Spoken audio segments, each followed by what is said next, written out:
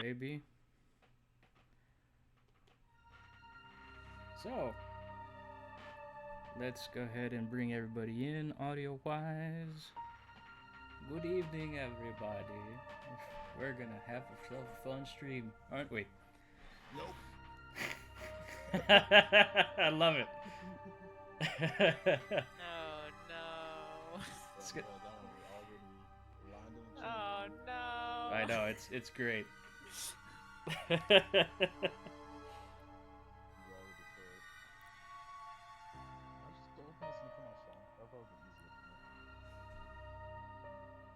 All right. So, welcome everybody. We're doing our first ever stream of the Cortex game known as the Secrets of Alatheia. I am your game master, Mr. Planets, aka the Captain. Tonight we are bringing in a crew of misfits to the ice planet known as Alatheia, where a rare mineral substance is mined known as Imam. Its strange-like properties just radiate technology. It's a strong technology, strong item that can become somewhat of a chameleon kind of thing. It's depending on its usage, you can get, you can power your vessels, you can power etc. But tonight we focus on the group as they, one of the members travels back to Alatheia, called back because within the realm of Alatheia, the world itself, a fringe group known as the Sons of Marius have appeared on planets, and they have been attacking the geothermal wastes of the ever expanding, well, not the ever so much expanding, but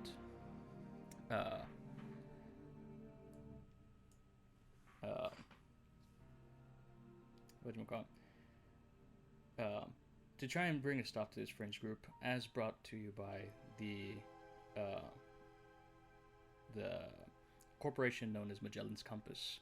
So we'll start our first scene with the mighty Echo as he kind of hangs out in the bowels of the ship known as the Queen's Revenge. Echo, if you'd like to introduce yourself, give us a little rundown of what you look like as a mustachioed gentleman, large, burly, kind of comes up to you holding a cigar and taps off the ashes and, "Hey kid, we're almost there."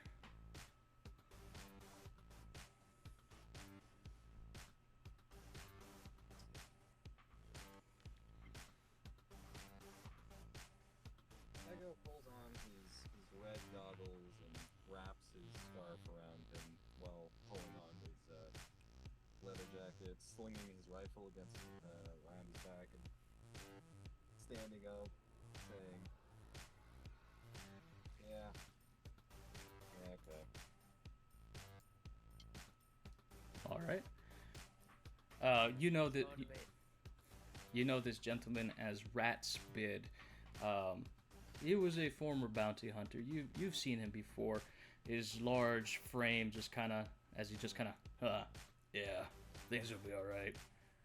Head up to the navigation deck. Captain's looking for you.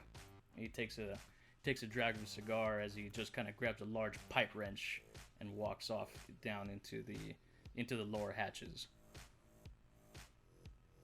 I make my way to navigation.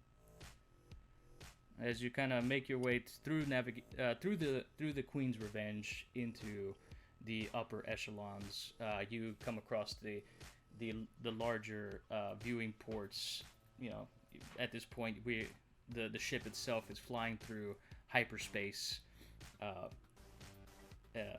Stars just illuminating, flying by at the speed of light, as the serpentine body of Captain Calypso, arms behind her back, kind of turns and looks to you.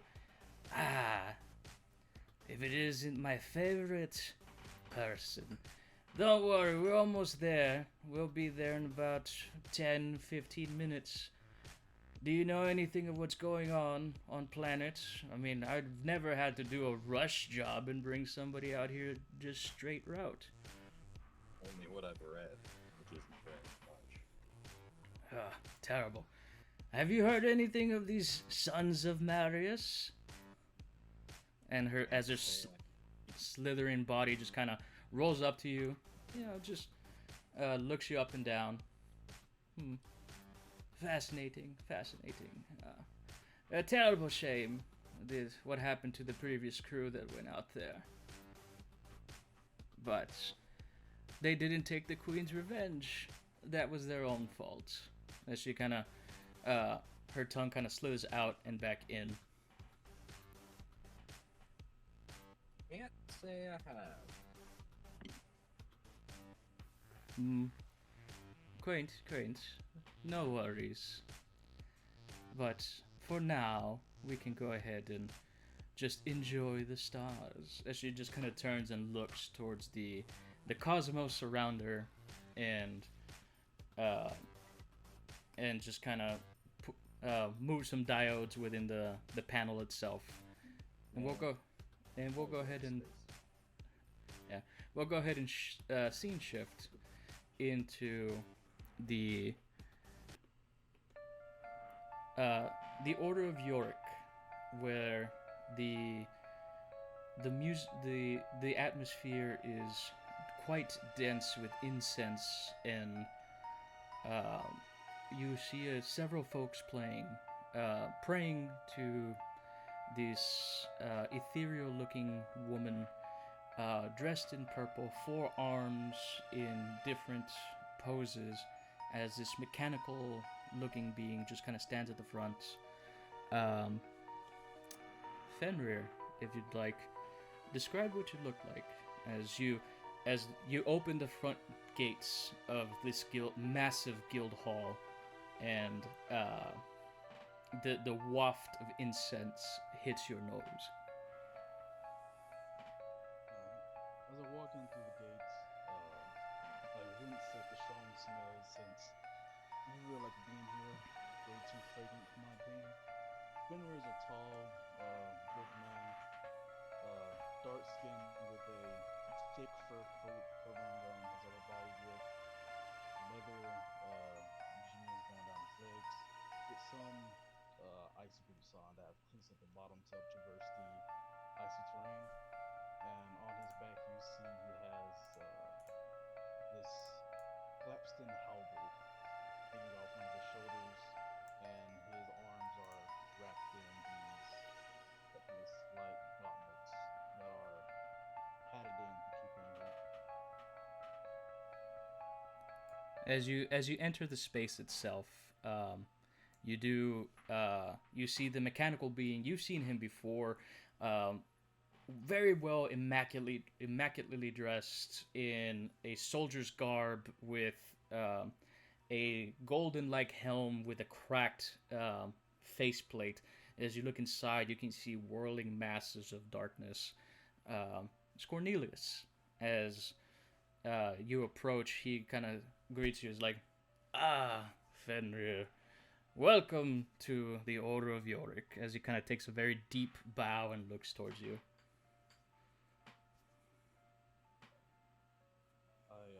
Thank you for your hospitality, and I bow back out of respect. Tell me, what have you called me here for? Well, as you know, Master Fenrir, Uma, the speaker of the order, we've been having issues, quite frankly, with these Sons of Marius group. They, not too long ago, they hit one of our smaller geothermal plants that kind of helps power this space. Have you heard anything of them? Caught wind? Maybe the Order of Tanzlen has heard anything?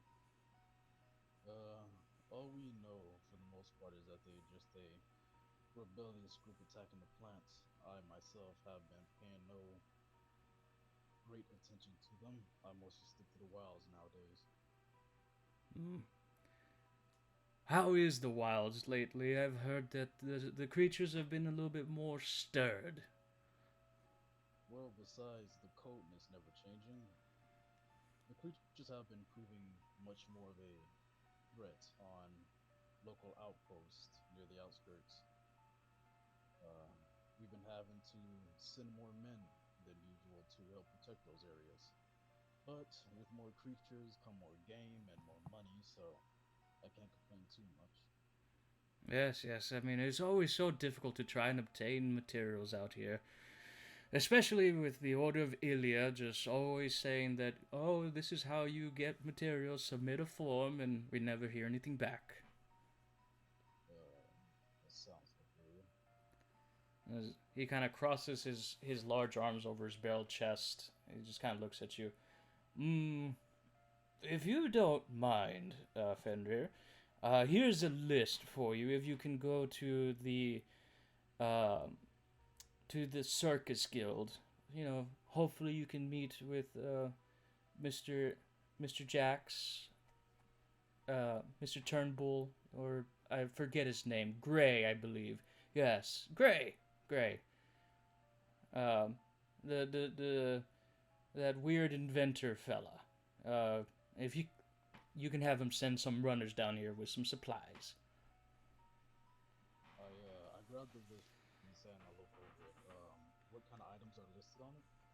As you kind of like look through it, it's just general like incense, grease, oils, things to kind of fix the machinery around the space. Because as you kind of look around the Order of York, a lot of the machinery itself is kind of slowly turning. Some of the gears are having trouble kind of spinning in space in their cogs, and you kind of see Uma again, the purple skin person, like the pose that she was in, the forearms had now shifted, almost as if just kind of magically moved from A to B.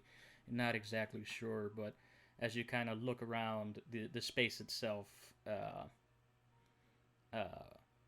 you can see that a lot of the machinery here is having some trouble. And you want me to relay this to Jason? To Gray, yes, the leader of the Circus Guild. I believe you've met him before. I am familiar with him, yes. Much appreciated, Fenrir. Hopefully, send my best regards to Zeluin. Hopefully, she's taken her role as the new guild master quite well. No, she's a tough girl. She's getting through it quite well. Ah, yes, it's a shame what happened with her father. Indeed. Gone far too soon. Too soon, but never forgotten. I give another head nod and I start making my way out of the guild. All right. As you make your way out of the guild, we'll shift scenes once more as out in the winter wastes we do see a gentleman with a backpack. Mr. Clarkson, if you'd like to introduce yourself as you trudge through the snow. Real quick, Julian, Adolfo wanted to let you know that everybody in the stream's a little quiet. Okay. Should I yell? I'll adjust audio. So I shouldn't yell. Please no. Okay.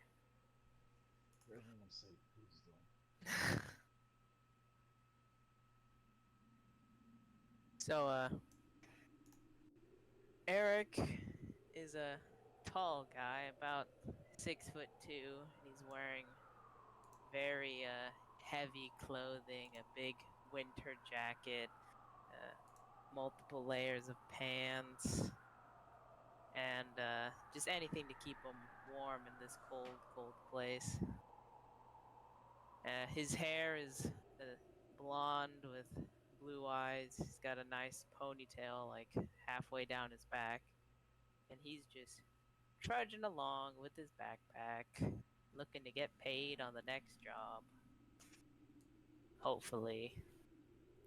Hopefully he doesn't get shot this time. As you kind of trudge through the snow, you kind of look towards the horizon, and you can see the major port city. As you kind of get closer, you can see a couple of snowmobiles driving off in the distance. You do see a couple of the much more fancier models of the Order of Ilia just kind of driving off. And as you kind of look about you, you can feel the cold biting at you, because you know that eventually you're gonna have to meet with Arcady. Not your favorite person in the world, but Yay.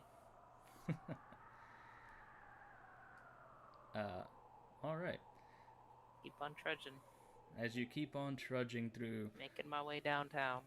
Faces Past and Homebound. Yep.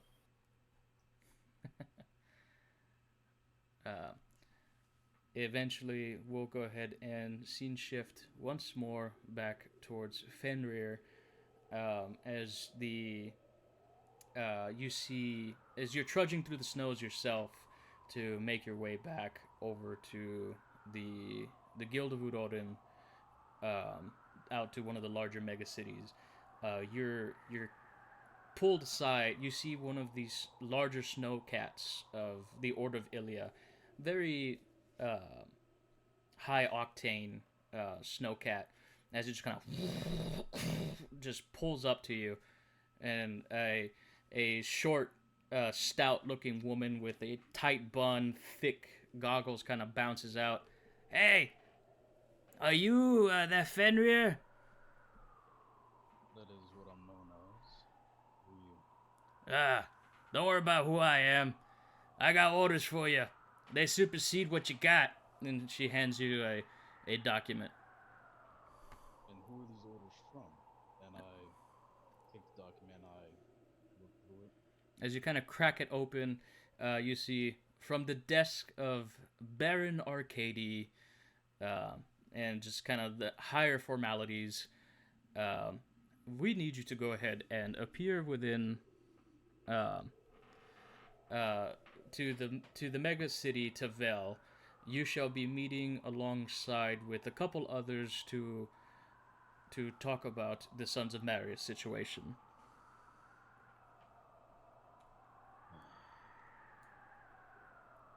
Am I getting paid for this? And she kind of looks at you. I don't know, but whatever you got, hand me the paperwork. I'll take care of it.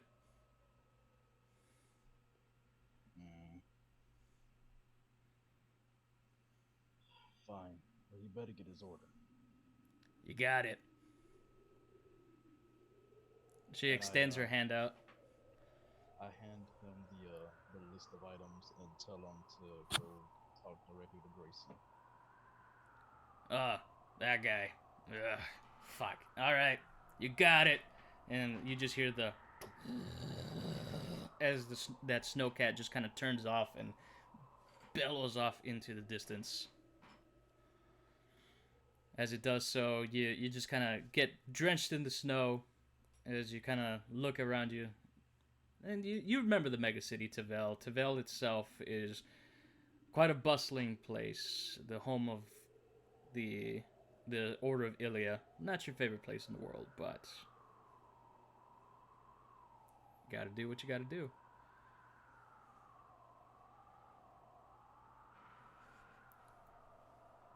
So we'll go ahead and scene shift as Echo. You feel the ship slowly taking being pulled in by the gravitational pull of the only spaceport within Alatheia, Yavelk. You can feel the giant mechanical whirring as things are just being attached, and the gate just kind of, and you're greeted by a small party of different folks, and they're all marked with the Order of Ilia, as Rats kind of pulls up beside you, fixing his mustache. You're gonna be alright, kid. These guys look like serious business. He takes a drag of his cigar.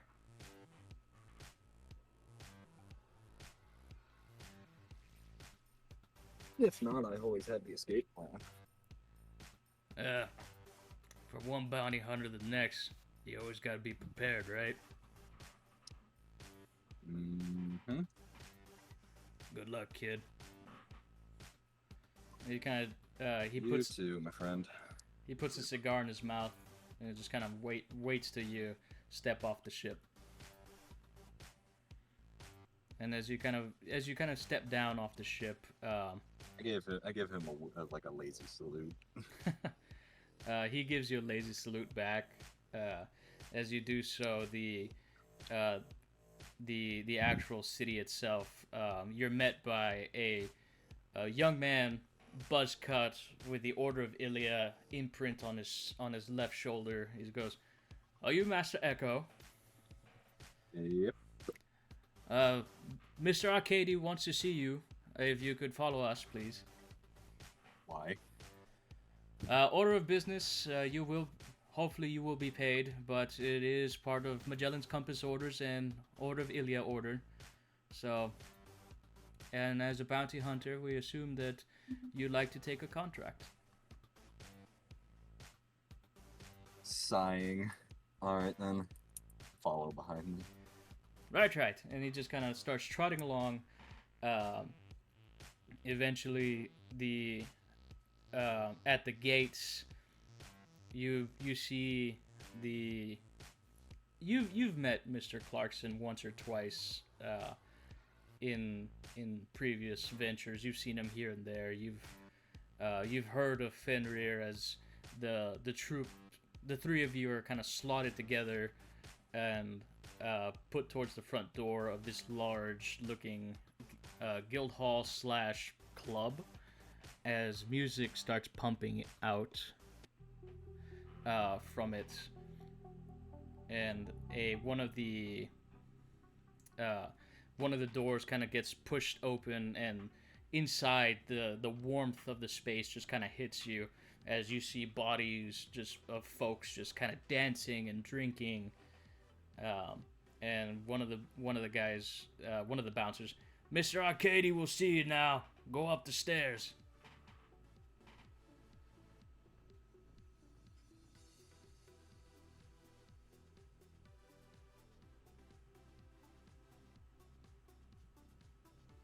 Up. Yeah, up the stairs. Now go. Oh wait, me or Echo? All three of you. He points to Oh. Fenrir, Clarkson, and Echo. Well, Fenrir just disappeared, but Clarkson's gonna start heading up then. I will also start heading up.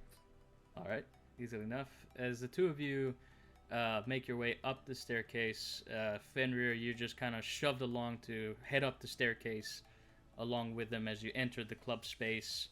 You kind of weave through the crowds. I mean, the three of you have kind of had to deal with this before, as these large, massive gilded double doors kind of appear in your sightline, and this massive-looking, pachyderm-looking man just kind of, his trunk kind of flexes as he kind of sees the three of you. You here to see Mr. Arcady? Yep. I assume so. All right, boss, we got somebody. He just kind of, and then you just hear from the radio, "Oh, all right, send him in." And as he kind of turns and pushes the doors open, the doors, and in this large, lavish-looking room, you see a large mahogany desk, high chairs, wall. Very opalescent, excessively luxurious place. As the three of you are put in, and the doors are just kind of behind you, and now you see the chair swivels. You see the white-haired, olive skin, chin strap beard, handsome face of Arcady, as he kind of has some whiskey on hand. He's like, "Well, hello, gentlemen. How do you do?" Baron Arcady. See, Yep. you summoned us. What do you need? Look, I need to find some answers. But before we get down to business, please take a seat. And he just kind of motions to these large, thick couches just kind of floating around. Eric just walks over to one, throws his big backpack on one side, slumps down on the other side, and it looks like he lets go of a year's tension and just melts into it. I walk over to one and I take a seat as well. I lay down on mine. You could On see, with your just kind of general astuteness, you can see Arcady's eye twitch for like a split second as you put your nasty ass boots on top of his pristine couches. And he's like, "Can I offer you a drink? Anything at all?" Coffee. Of course. As he snaps his fingers, a not so a scantily dressed synthoid kind of appears, hips swaying, kind of an exaggerated motion, and pours you a cup of coffee. Thank you. And you just hear, "You're welcome." And then she just kind of turns and, does the flirtatious wink. You've seen these synthoids here and there. You know what they're all about. Eric ignores the wink. Is there a coffee table, near the couch? There are small little coffee tables, yes. I put my feet up on one of them and start sipping my coffee loudly. Again, you through the astuteness the three of you already have, you see his eye kind of gently twitch as he just kind of saves face, and he goes, "Do you know of Magellan's Compass? Our main company that helped build everything here." He kind of gives everybody. I'm well aware. Well, they have given us a mission directly from Mr. Dorian Wetmore himself, and he just kind of points to a image of Mr. Wetmore, beautifully tanned skin, kind of Greco-Romanesque build with a Hawaiian shirt, tons of antique cars from the 20th century sitting behind him. Not the picture that you would see for a CEO, more like something you see on a dating app or a vacation picture. Eric just says, I expect a quadruple payment if you want us to sleep with him. Arcady Wait, what?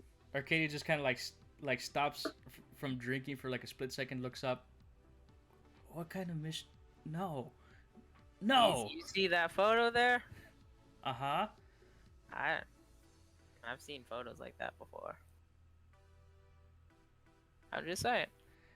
He just takes a heavy swig from his cup and he just kind of puts the glass down and he sits in front of his desk. "Look, I'm pretty sure the three of you have heard of the Sons of Marius, have you not?" Oh yeah, those guys. I've heard of them. Little bit. Well, just so you know, these Sons of Marius, they've been causing problems with the geothermal plants, and as you all know, getting people out here takes quite some time. And as it is, bringing in engineers to fix said geothermal plants is even much more difficult. Right? Uh-huh. So, I would need the three of you to work in tandem for right now. You will get paid, of course. and find whatever information you can on their ringleader or their second in command or somebody. And he kind of pulls up a blurry picture of what he assumes the leader is. As you kind of see, it's kind of this kind of greenish looking figure dashing through a snow trodden field, and a blue skinned elven like woman with red eyes just kind of staring at the camera before she chucks something at it and it just shatters.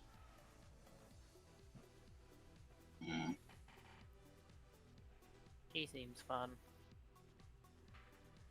I believe. I like it. Well, as you may have known or not known, these folks have been quite a pain in our sides. You will be paid handsomely, and hopefully you will get what you need. But, and I do mean but, if you're able to bring them in for questioning, we'll double your pay. Alive or dead, Listen, I Aaron, don't care. Yes? if you need pelts, I'm your guy. If you need bugs hunted down, I got you. But I'm no bounty hunter. Why I'll am do I it. here? Well, Mr. Fenrir, you were handpicked by your... And he just kind of sits and starts rifling through some papers. You were recommended by a... Oh, the new girl, the new guild leader, Zeluin. She says Oh, you're really? one of the best trackers she has. And he just kind of tosses some papers off to the side.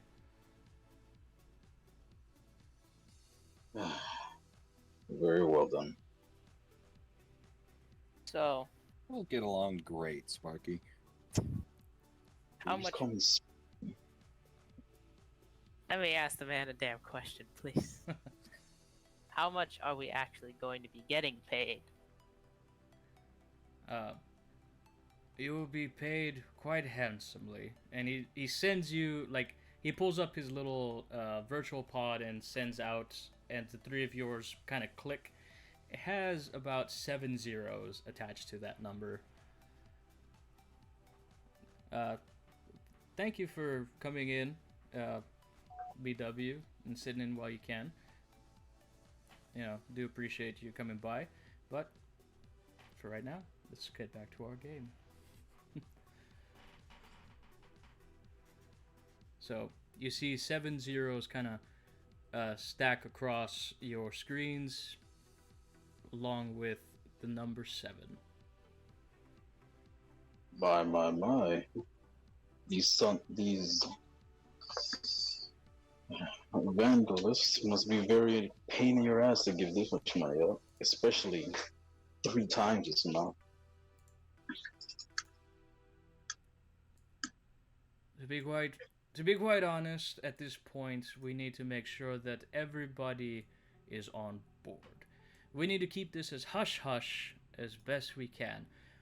We have one more, well, hopefully one more coming in to assist you, and potentially another, but for now, it's the 3 of you. You have any info on them? Anything we can gather? Honestly, no, that's your job. Oh.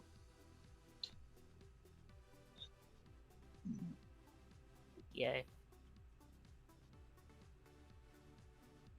But I do know that Papa Midnight is supposedly housing some dignitaries within the week. If you'd like to go out there and act as potential bodyguards in the place of true neutrality, be my guest. Guess it'd be worth to look at.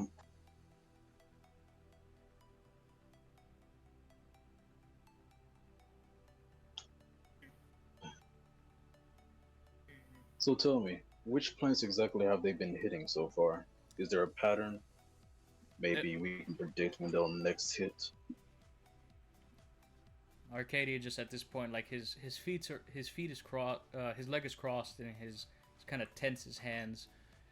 Honestly, there hasn't been a pattern. There's mostly just been accidents. I am not the person you need to ask these things. You should go ask other people. I'm very busy. If you want to take this contract, my assistant, and he kind of points to this synthetic, dressed in a priestly-like robes with a triangular looking face, this red gleaming eye just kind of activates. My assistant here will help you. They will provide you any information. Now, if you can, leave my office and take your dirt with you. He kind of like says that under his breath. Sarcastically, yes, sir. Have a good day, boss man. I say nothing to him. I just walk out. The synthoid in these priestly-like robes walks behind you. It's a towering thing. It's kind of eerie looking. As the doors kind of close behind you, you make your way back through the club back to the outside as the blustering winds come at you once more. Its arms kind of crossed in front of it as it kind of scans the three of you, kind of waiting for any information or questions. Eric just So- looks at the other two and says, "You guys are the detective. I'm just a medic." I didn't say anything about me being a detective. And a look at Echo.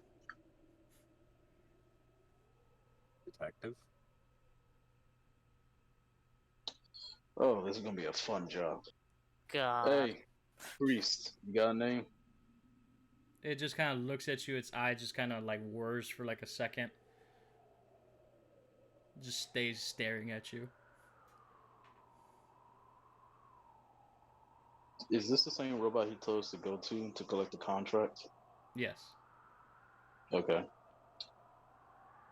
I would like to accept the contract bestowed to us by Baron. Yeah, Ar- bucket. Arcady. It's Arcady. Yeah, I tend to forget his name. All three of your communicators and devices light up as holograms appear with the standard issue contracts as its eye kind of blinks very quickly. And as you kind of look through, as the information's passing through, it's your typical bounty hunter contract that you'll be paid upon settlement, which is finding the parties responsible for attacks on the geothermal plants. All in all, information should only be shared with the Order of Ilia, no one else. It's a very, very tightly knit, like NDA kind of situation. Yeah, good job, detective. Nice side.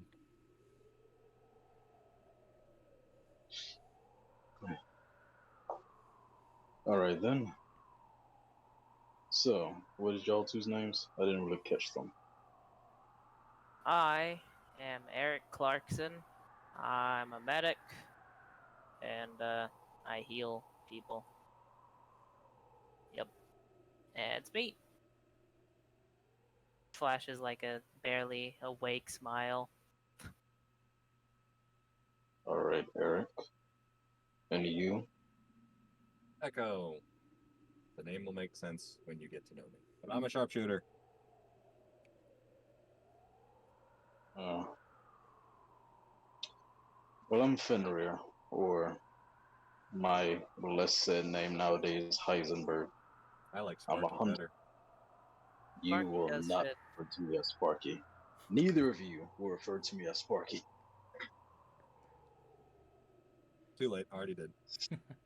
Yeah. Kind of Swear set in to God. stone now. As Anyway, your device, all three of your devices beep simultaneously, like awaiting a signature. I sign mine. Time to sign our souls away. You get used to it. As the three of you sign, the robot's eye glints a solid yellow for like a split second, and then back to red as across your bank transfers you get hit with about 100K each. Ah, well, this will be useful. Oh god, we're gonna die. Gonna fight. No, that's your job to avoid that, Mr. Medic. He does have a point. Alright, you're gonna die. I'm gonna avoid it. Yeah, that'll be fine. I guess now we can ask it questions. As you turn to look, it's already walking back into the space. Oh, for fuck's sake.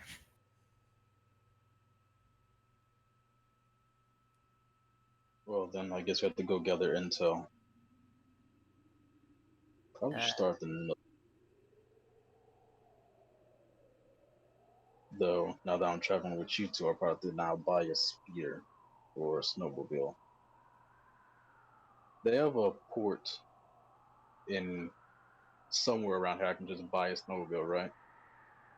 As you kind of look around, the city of Tavel is one of the larger megacities.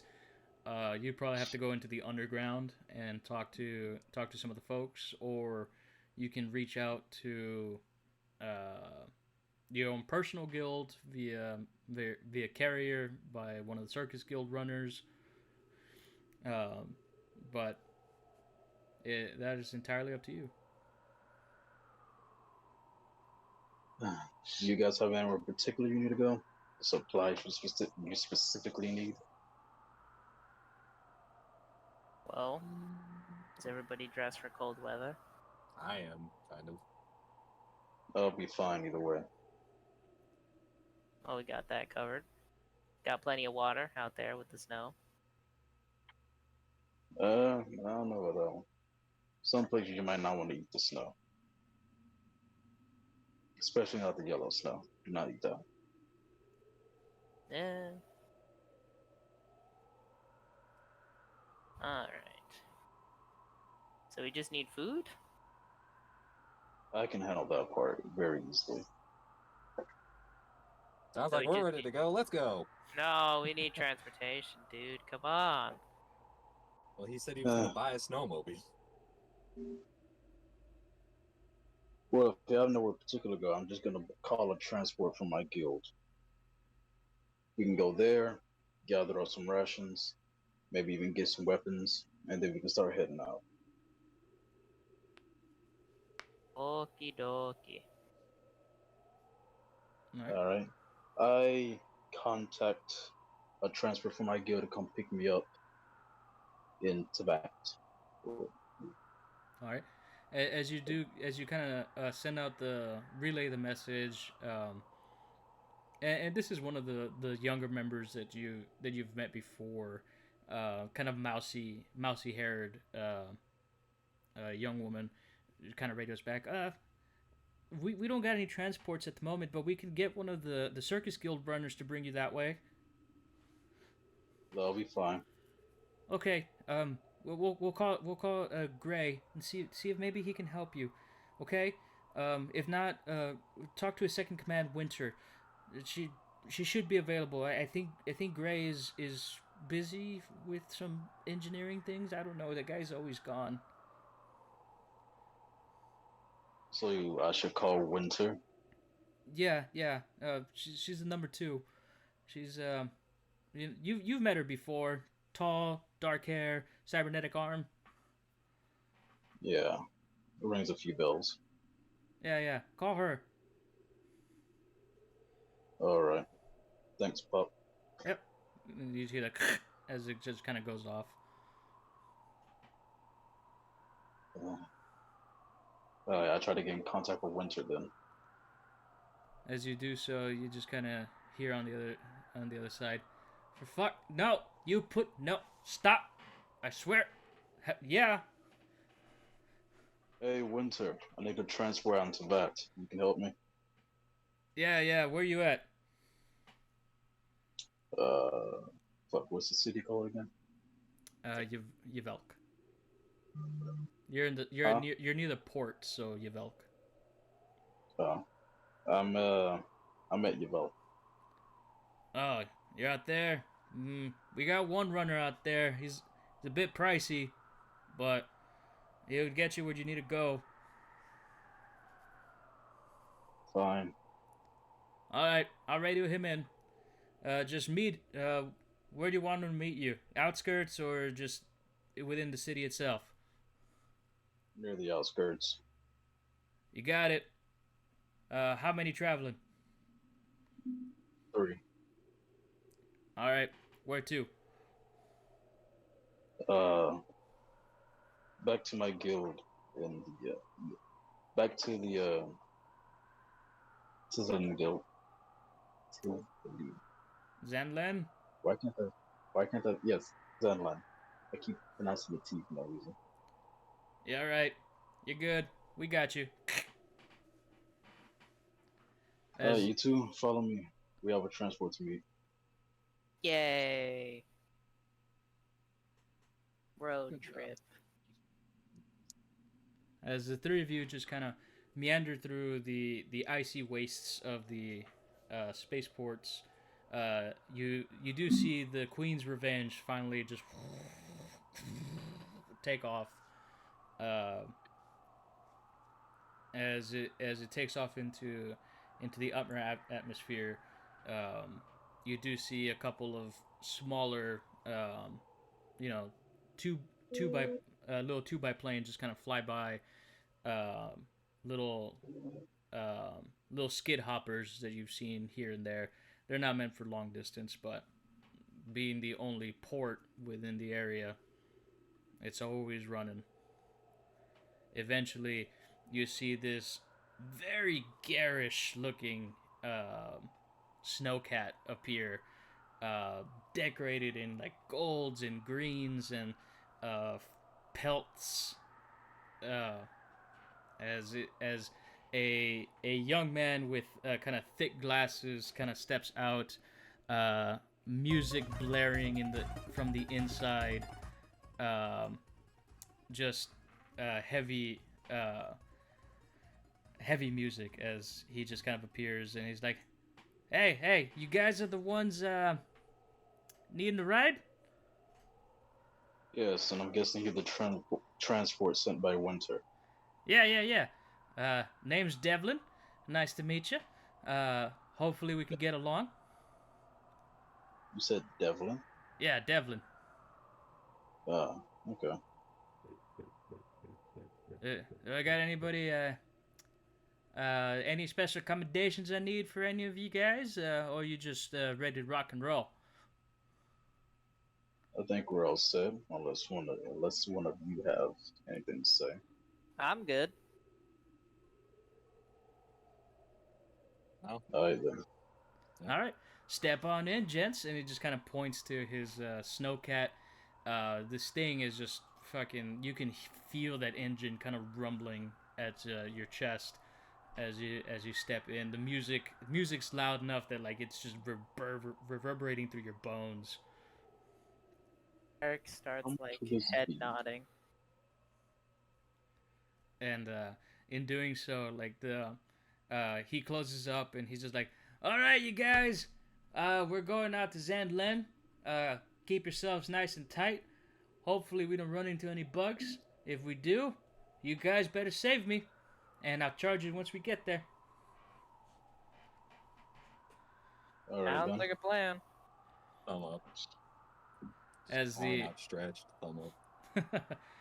as the thing just kind of rockets off into the snow wastes. A couple about 10-15 minutes into the ride, it's things are shaking.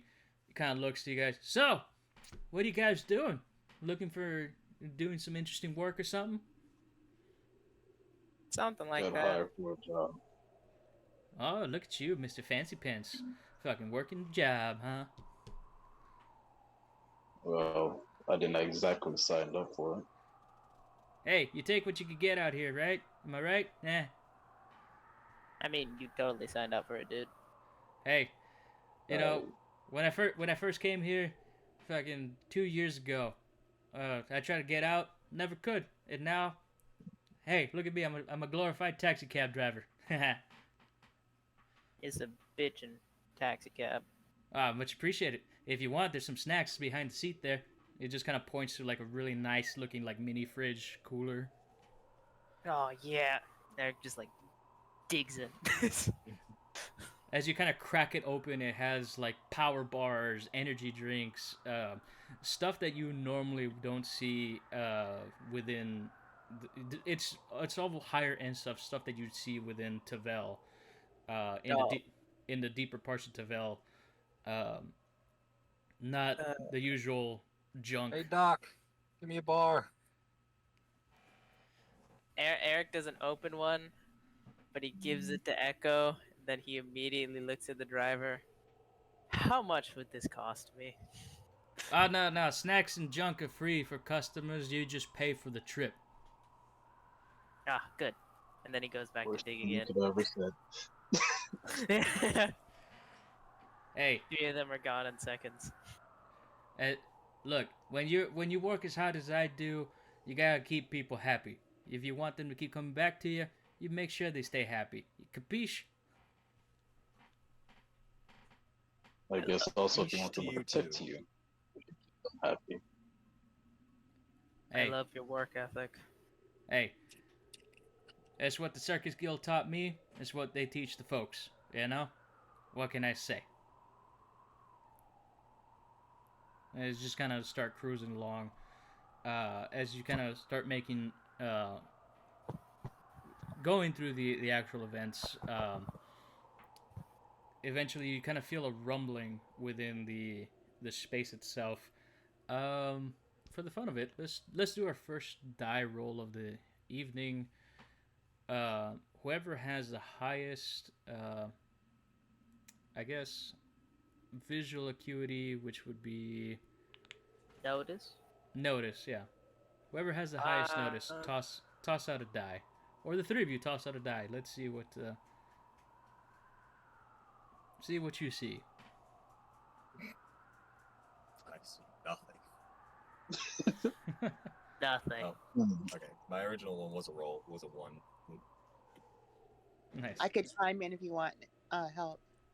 Yeah, go ahead. There we go. 1. So 2 just ones.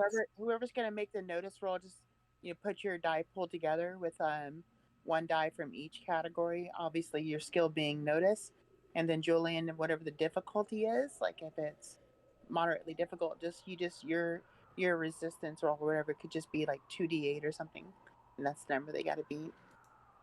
Yep. You gotta beat a 6. Oh, okay. Can I did like redo that I- then? Yeah. Well, whoever wants to make the first roll of the first official roll of the night. Someone can do it. Who has I the highest have notice? nothing. My notice is a D4, my guy. I have nothing. What? Aren't you a tracker? I rely more on my senses than my sight, my friend. But sight Which is is one of a your sense. senses. Sight is not important in a wasteland where you can barely see. He can relies see on from his senses, not his brain. brain. Brain no do well in here. Echo, what's yours? Mine's I a am at a D8. 6. You have the highest. All right. So let's see. Would mental work for that? Cause or would it be physical? Maybe. I guess that would fall under physical because you're trying to look out in this. No, actually, toss it under mental because you're looking through a small porthole within this snowcat as it's nothing but ice wastes and snow just flying past you. And I don't think my distinctions really work. Maybe crazy eyes? Yeah, crazy eyes could function. Alright. 2 8s and a 10. Oh, look at you. Should definitely do whatever Ow, die roll you have to go wow. That's a 5. Yeah. So that's no bueno, my friend. Julian, I forgot. Are you using the Doom pool or no? Not at the moment. No. Okay. Yeah. Right, okay, I guess I should roll then. Because everyone else has failed. Do you get to roll? Best bounty hunters in the galaxy. None of us are bounty hunters. I am. D4, D8, and I guess I can use Beast of the Hunt because I have heightened senses. All right. But. You need to share your rolls. Did I not show? I don't see your rolls. There's a globe at the bottom. Yeah. It should have a little globe that you can click on, and it should share your rolls. Let me see. Oh, there it is. All right. Oh, that's much better. Hey, you beat it by 1. As you do so, Well, technically you beat it in as a D8. You technically, I mean, you still beat it. As you do so, as you do so, you see a slithering carapace as this large razor-like fin just is starting to like track near the snowcat. You've seen this thing before. It's about to ram you. As a group. Hey, Devlin. And you just hear, I seize it! And he's just kind of like, he's, at this point, like, he just kind of grabs a handbrake and starts just spinning out. Shit. As the group kind of spins out for a split second, he's like, hey, you guys are fighters. You got to take care of this. My baby can't go as fast as these suckers. As this large centipede anthropod just kind of bursts through the actual space. Am I near a door? You are near a door. Can I get out of that door and get on top? burst through the space into the. It from the underground parts of the ice up, and it's just kind of glaring at the group. But it's not in our vehicle. It's not in the vehicle, no. Oh God, no! Yeah, it's like bursts up into the space, and it's like, wow. Wow. Things Well got a then. little complicated. That was a quick fight. The car's at a stop, right? Yes. Oh no. Alright. I grab my halberd and I start walking out. All right. All of you will keep track of your own PP at the moment because I forgot to make counters for everybody, but How much do we have? one each. How much PP we got? All Yes, right. sir. One each, as at this point, Echo's on the rooftop, and will, as this thing kind of rears back and shoots out an acidic-looking liquid, as it just kind of starts burning at the space itself. Let me go ahead and re-roll my dice. Out of curiosity, Yes. am I like original Echo where I could just teleport at will, or do I have to do something like that? You can spend a plot point to teleport. Okay. So I have to it actually costs something. Yeah. If you look Okay, at the SFX and stuff like that, it should tell you what you need to do to activate whatever. I didn't know if this was like the original where I could just do it. A lot of things like that you can just do. Yeah. The SFX kind of like add. It new adds things. a bonus. Yeah. So like, if your power says I'm a teleporting sniper, then you can probably just teleport. Yeah. As long as it's not a reason that it like will get in the way of something or something. Okay, You know. so I can. Yeah. I can do it. I can. Okay, cool. Something Okay, you know. so I can. Yes, you can. So as the acid just kind of burns through it, your doom pull is 3 6s for right now. Oh, yeah. I put the PP counter into the voice chat because we don't have like a game chat. Yeah. I'll make one for the next session. All right. Whose turn is it? We'll start the actual fight, the actual event with Echo. We'll start with Echo for the night, and then Echo can pick who goes next. I forget how this works. Say your thing, and then you do the thing. So it's under the ice right now. It's burrowed up. Its hood has kind of flared out as it's spitting acid as the acid stream is making its way towards the snowcat itself. Does it have any visual eyes or anything? External eyes? It does have a cluster of eyes where its forehead is. It's about 12 eyes just in a big old blotch of just spaces. Put on my goggles, pull up my bandana, or my face mask, and aim for one of those eyes. All right. So build out your die pool and take a roll.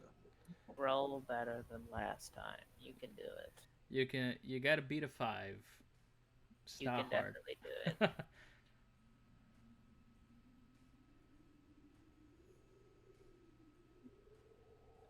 There we go. All right. So it'd be sharpshooter. Sharpshooter.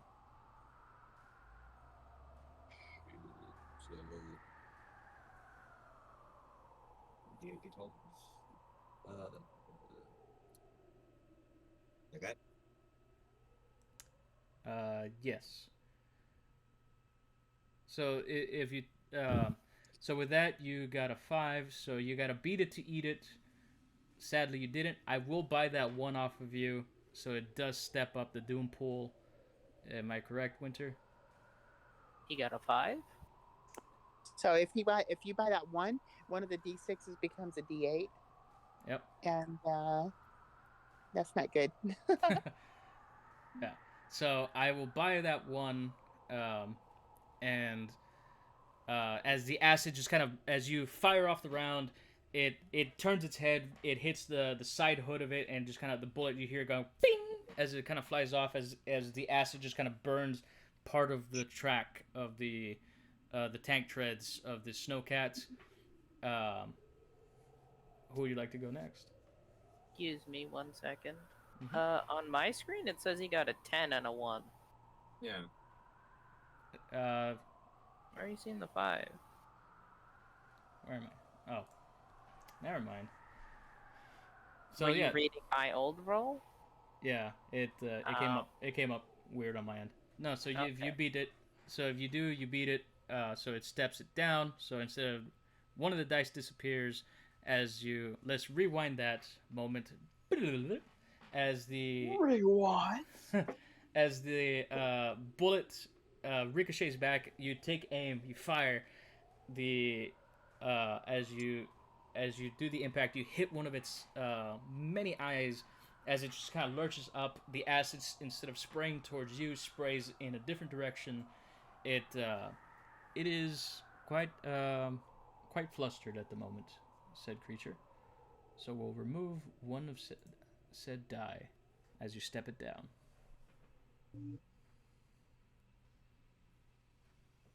And if you'd like to pick who goes next. I imagine Sparky. it's very powerful. Go get him. I hate all of you. Got the Sparky. Shush. I extend my halberd. How far is it from us right now?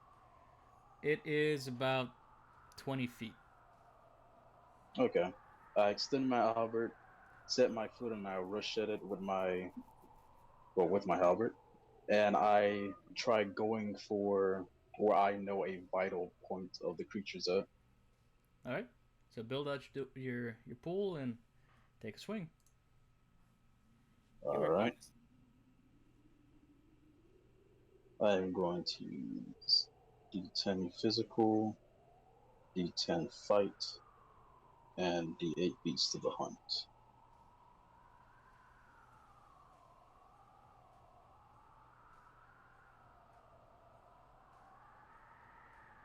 All right.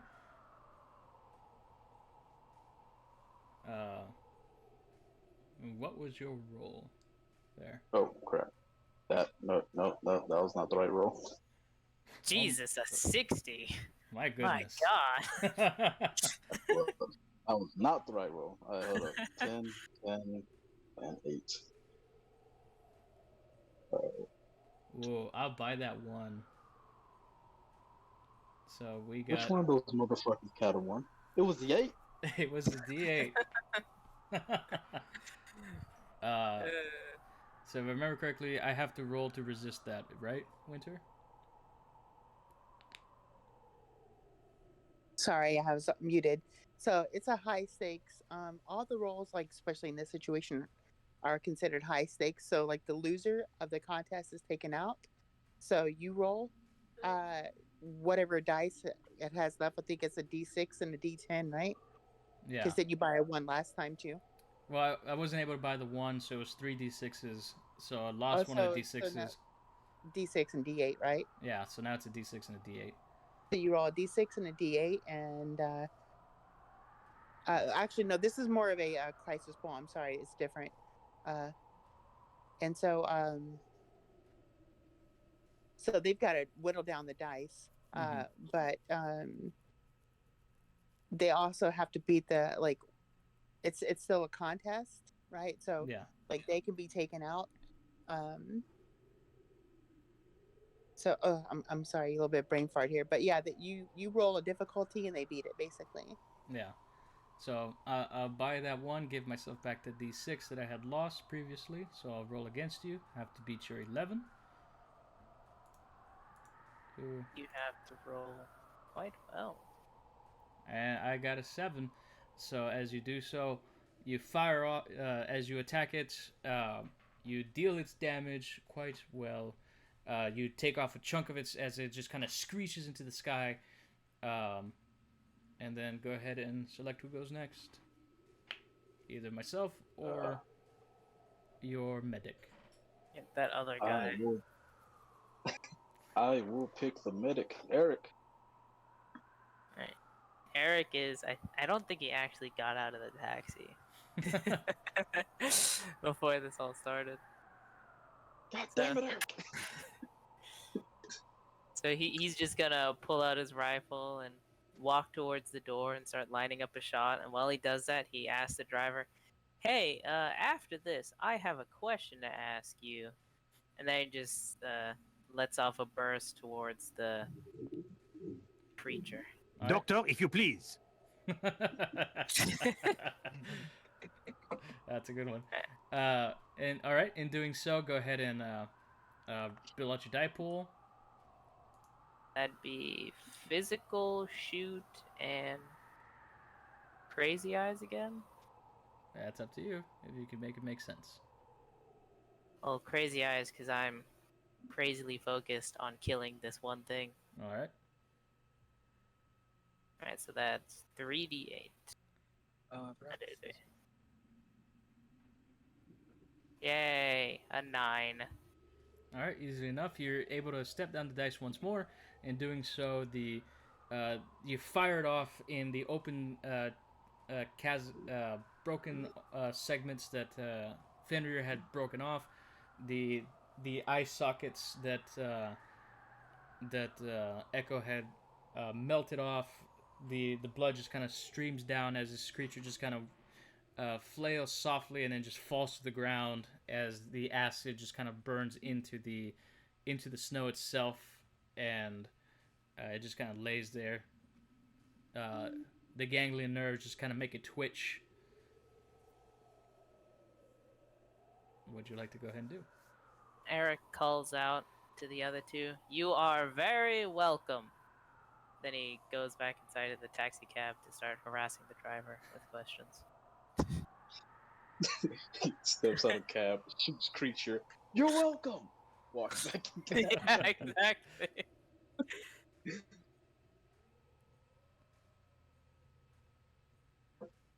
At So this, when the oh, uh, is the creature dead? the creature is down. Yes, Down, Down or or dead? It, is it, is dead. Okay. it's DED down dead. and dead.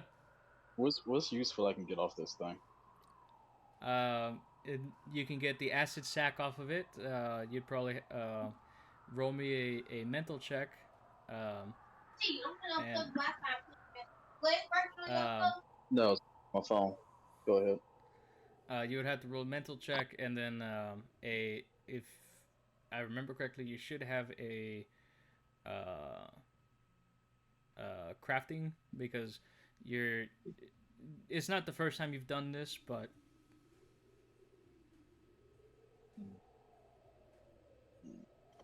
While he's doing this, can I go? Can I walk up to Fenrir and be like, "Well, that was fun. Up top, up top." I just slowly turn to him. I'm like, you called me Sparky. I am Yes. tempted to hit you, Go but for you're a it. good shot. So I give him a high five. No, please try. You want me to try hit you? Yeah, go for it. I'll save that for later. I'm busy right now. Ain't no fun. I walk back towards the cat.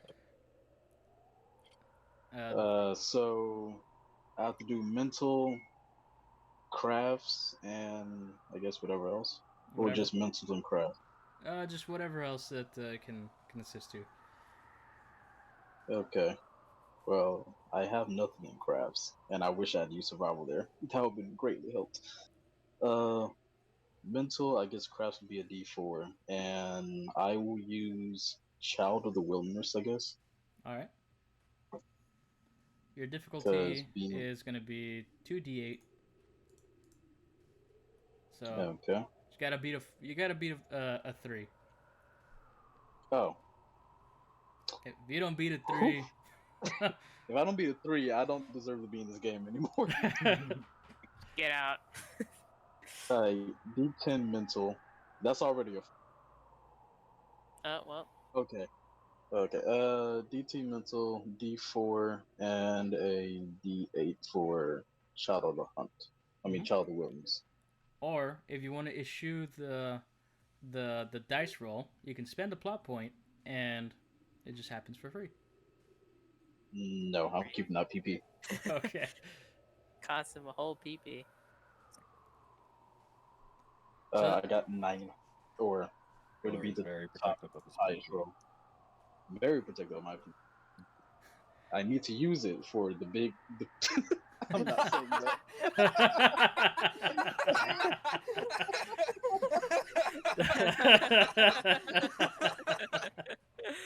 Oh god. There was a joke there, and I wanted to say, but I was like, nah, don't do that. What you just said. Look, we're not trying to get fucking banned here. I have to remember we're on Twitch. We can't be doing this. Well, that's a wrap, everybody. I'll see you all next week. Bye, everybody. Alright, I take the top 2 highest rolls when I do like a check like this, right? Or do I just use them all together? Okay, well if I take the top 2 highest, I have 7. All right, easily enough. As you kind of you've seen these centipede creatures before. They're pains in the asses. They're usually not so close to cities, but as of late, you know that the migration patterns of a lot of the critters out here have been changing. You have no idea why, but it's whatever to you. Not the first time, not gonna be the last time. As you carve out, you take the acid sacs cleanly out without any issue. As Devlin is like, oh, no, thank you guys. I swear, you know what? You saved me. I swear, the ride's on me. Quick question. Out of character. How much will you think I can get the poison sac for if I sell it? No. If No. if you try to no, I'm kidding. No. Just straight no. No, I'm kidding. You know that the acid sacks can be sold for an okay price. I mean, not high price, but some of the folks who are expanding the underground cities within Alatheia, they need stuff that can burn through some of the harder materials the further down they dig. I make sure to package the sack correctly. That sounds so wrong out of context. I package it and then I give it to Devlin and like here you can use this to help fix your treads on your. They get kind of melted back there. Nah, don't worry about it, big guy. I got this. And he takes the acid sack, he puts it in a cooler that's right next to him, as he kind of pops out, and he goes to the side panel of the snowcat, and he pulls a lever, as the track just kind of just snaps off, and he rolls forward a little bit, and he pulls another level as a fresh set of tracks just get put on. Oh, that's convenient. Hey, when you've been doing this as long as I have, you gotta be prepared for shit like this. Fair enough. I'm gonna go take a drink now. Is there a passenger seat next to the driver's spot? There is. Eric is in that seat, and he's waiting expectantly now. Okay. And Devlin kind of looks at you as he starts up the snowcat once more. He's like, "Can I help you? Don't you want to sit in the back? It's more comfortable back there." I got a question. Well, shoot. Would you happen to know if you guys have the voice box for an Amlia model? Ooh, an Amlia model. You'd have to talk to Gray about that. He's the guy. You know, he's the one who fixes all these things. You know, I know nothing about it, but if you'd like, we can stop on by. You know, we're not that far from him. I mean, it's a little bit off the beaten path, but I can take you to him. Eric looks over at Sparky and starts wondering if he would notice. Swear to God. I'm not sorry. I know you're not. And Eric's like, "Yeah, we can make a quick pit stop. They'll be fine with that." Y'all Alright. overhear him talking about making a pit stop? I mean, it's a cramped space. The music's not bothering your ears, then yeah. About the size of a bus. Yeah. When he turns around to look and see if we notice, I look at him and I stare deeply into his eyes, and I'm like, fine. You just see this massive shit-eating, this massive grin in response. Yeah. He's like, all right, I guess we'll make a quick pit stop back at the Circus Guild, and then we'll be on your way. Yeah. All right. Buckle up, everybody. As your driver, Duke Devlin, will be taking you along the place. Please keep your hands and fingertips inside the ride at all times. And he just kind of takes off. And as you kind of drive through, he's just booking it through the city at an extreme pace, and in doing so, the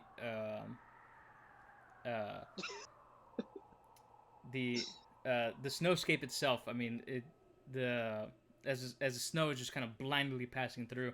Eventually, you come across a smaller looking city, one of the smaller mega cities, just kind of out in the wastes. You know this place as the home to the Circus Guild itself. You do see boatloads of traffic. You see snowcats entering and leaving. You see groups of people grabbing materials, loading them up into other things. You know that this is the central hub of this of Alatheia, where if you want to get something, you want to find something, or if you need something sent out to you, these are your guys. The runners themselves, tons of different snowcats, tons of different snowmobiles. You do see a couple little skid hoppers here and there flying out, all shapes and colors. As he kind of pulls up and he goes, "All right, you guys, I can wait for you for about an hour before we really need to get going. We got a storm coming in tonight." See ya. And Eric's like bolting out and heading towards Gray or Gray's location, probable location. All right. I'm following.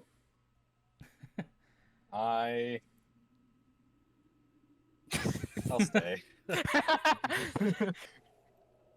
All right, easily enough. As the two of you, Actually, wait. Before we leave, okay. Echo, didn't you say you wanted me to try hitting you? Oh yeah. Please I can test it out now. go for it. All right. As you kind of rear back to try and hit him. Teleport dodge. Teleport dodge. Please, God, teleport. Ultra Instinct theme starts playing. Do I have to roll for this, or is this No. Do gonna you have be- to roll for this? You know what? Why not? Let's go ahead and roll for it. You're gonna set the difficulty on this. Is this a high stakes roll? It is a high stakes roll. Let's do a high stakes roll for the night. Winter, if you can, please assist with the high stakes roll on this. So one of So, you Echo, that I makes have your a dice roll question and set for you. the difficulty, Yep. and the other person has to roll against it. Whoever loses the roll is knocked out. Alright, Winter. Oh, not Winter. Echo, quick question. Do you want me to go all out with It's an all stakes roll. There's no. Up to you. Alright, cool. So, to start this thing off, I'm going to use my ability Firestarter to give me a plus D8 acid as I engulf my body in flames. All right. I'm glad I'm gone. And I will use physical, fight, and beast of the hunt. As I've been kind of wanting to punch him this whole time. Finally getting to suck him. All right. Alright, so that'll be D8 from that, 2D10, and another D8. So do I use just the top two or top three? What? If I remember correctly, it's the top two. So Echo has to beat a 14. But since you have the extra D8 asset, that one already gets added on too, right, Winter?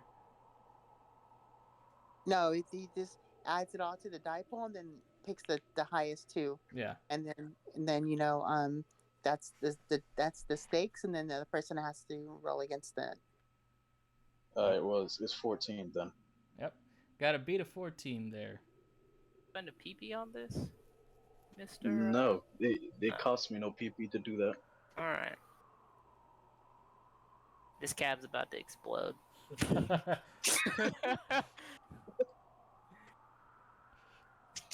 You see some random guy run away, and then it just boom. You know what? I'm gonna use mine. Oh god. So Battle of the gods over here. it'd be Phantom, right? Yeah. Trick, physical, and perfectionist. It should work. Yeah. So what is that? 10, 2d4, and No. that and that. Okay. Well, So you rolled an 8. Maxed out. he rolled a 9 actually. Yeah, 9. You rolled a 9. And So huh? that's going to make you knocked out, but you can spend a plot point to stay in the fight, but you'll have whatever his effect die is. Have that. Oh, I think he used used it. 5.2. Yeah. oh yeah. Good night. So, being So, overtly confident, Echo is like, haha, Fenrir, tell us how you knock his ass out. I was like, okay, Echo, just before I throw this punch, you sure you want to do this? Actually, never mind. You have no choice. I rear my fist back, and as I clench my fist, sparks of flame engulf it and then ride throughout my entire body. And then I quickly thrust my fist into his chest, base and lift him off his feet, and then pushing him against the snowmobile we just came off of, leaving a scorch mark on his chest and a dent in the snowmobile. You just hear Devlin, my snowcat. Can I teleport shortly after that? Like he's punching me, Yes. I hit the back of the thing, and then the teleportation happens. Yeah. Yeah, explain to me how that happened. Like, as you impact, you bounce for like a split second, you teleport. Where do you end up? I'd assume outside somewhere. He just disappears then reappears in the same spot.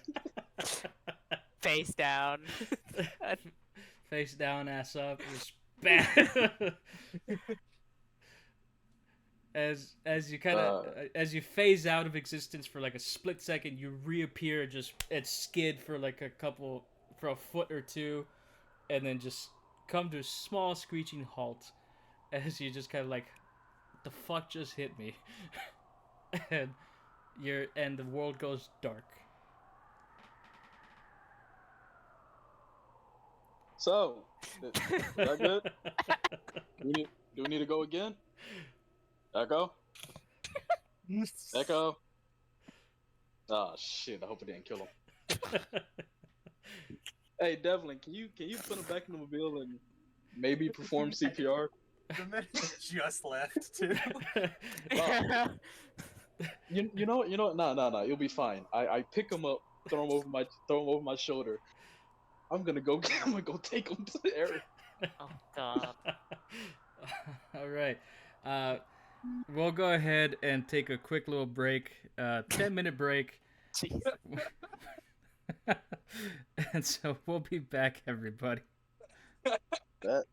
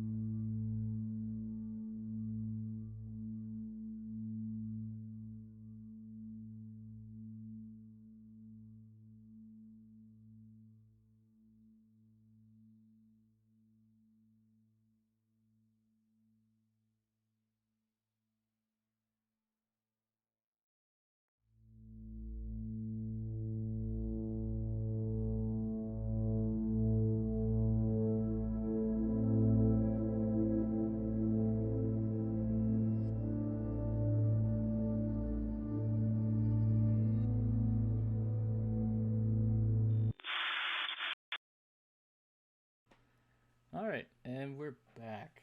And so, picking up where we last left off, at this point, the music is blaringly loud, as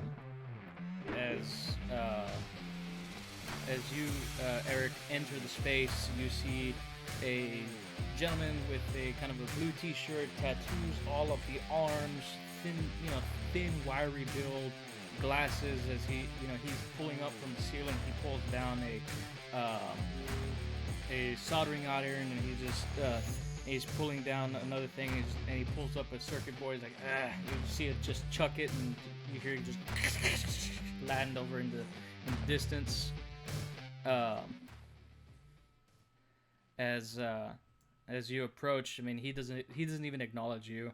He just he's just kind of working on this synthetic on a large slab in front of him. Hey, Gray, busy as ever. He kind of turns. He has some glasses with a little magnifier. He's like, oh yeah. What can I do for you, Eric? Would you happen to have the Hey! Before you start, hand me that wrench over there, would you? Eric hands him the wrench. Thanks. And he just To starts. have. Oh, what were you going to say? Oh no! I'll just talk to myself. What you looking for, huh? Would you happen to have the voice box for an AMLIA-12 model? Check the parts bin. He points over to a massive box just filled with, you see arms of synthetics, legs, torsos. They're all just kind of torn open, exoskeletons. Might have one in one of the boxes there. They just scrounged up a few new ones. I'm still looking those guys over. He points over to these meat hook looking things. As you see two higher end feminine built models. He's like, yeah, I'm just getting the syntho skin on these ones. According to the buyer's perspective, he wants her to have a nice, it makes an hourglass figure with his hands. Yep, I gotcha. Yeah, pleasure bots. I mean, hey, they make a lot of money around here. But yeah, if you want, just check the box. Eric starts checking the box. As you kind of start digging through the box, ferociously. He's like, my life depends on this. Find it! As you're digging through the box, he just goes, hey, can you hand me that spanner over there? Yeah? Just toss it my way. Picks up the spanner and tosses it, kind of without looking. Yeah, he catches it, and he just you hear the and as he kind of adjusts his glasses, he's like, so I hear you're working for Arcady, that son of a bitch. I'm not even surprised that you know that, man. Well, word travels fast, and my people know people, and word gets to me. You know how it is. Well, you should also know I'm not allowed to talk about it. Oh, yeah. Standard NDA bullshit. Supposedly he's going to be paying you a lot of money. He kind of waves his hands up in the air. Supposedly. I mean, according to the data transfers, he pulls up, he flicks his hand as a holographic screen appears. It looks like he moved about 300K out of his system right now. He's got some transferring payments coming in for Magellan's Compass, from the looks of it. Supposedly we're getting supplies. Supposedly. Hey, we haven't gotten fresh supplies from Magellan's Compass or anywhere else in months. I mean, it's been forever since we gotten fresh stuff. Yep. And you said you're looking for what kind of voice box? Huh, kid? AMLIA model. An Amelia model. Amlia. Amlia. Yeah, Same yeah, yeah. The closest thing I got is the Peacops model sitting over there. It's a downgrade, but you can retrofit it. All right. I'll I mean, take it. hey, if I come across the Amelia model, I get it for you. But for right now, that's all I Amlia. got. You know what I'm talking about, kid. I got too much to worry about. Just put it on a sticky note, and he points to the giant whiteboard that has like hundreds and thousands of sticky notes. I bet there's already a few up there that say Amlia.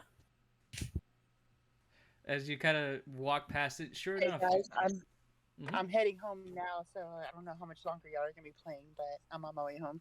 Yeah, we're gonna continue on. So,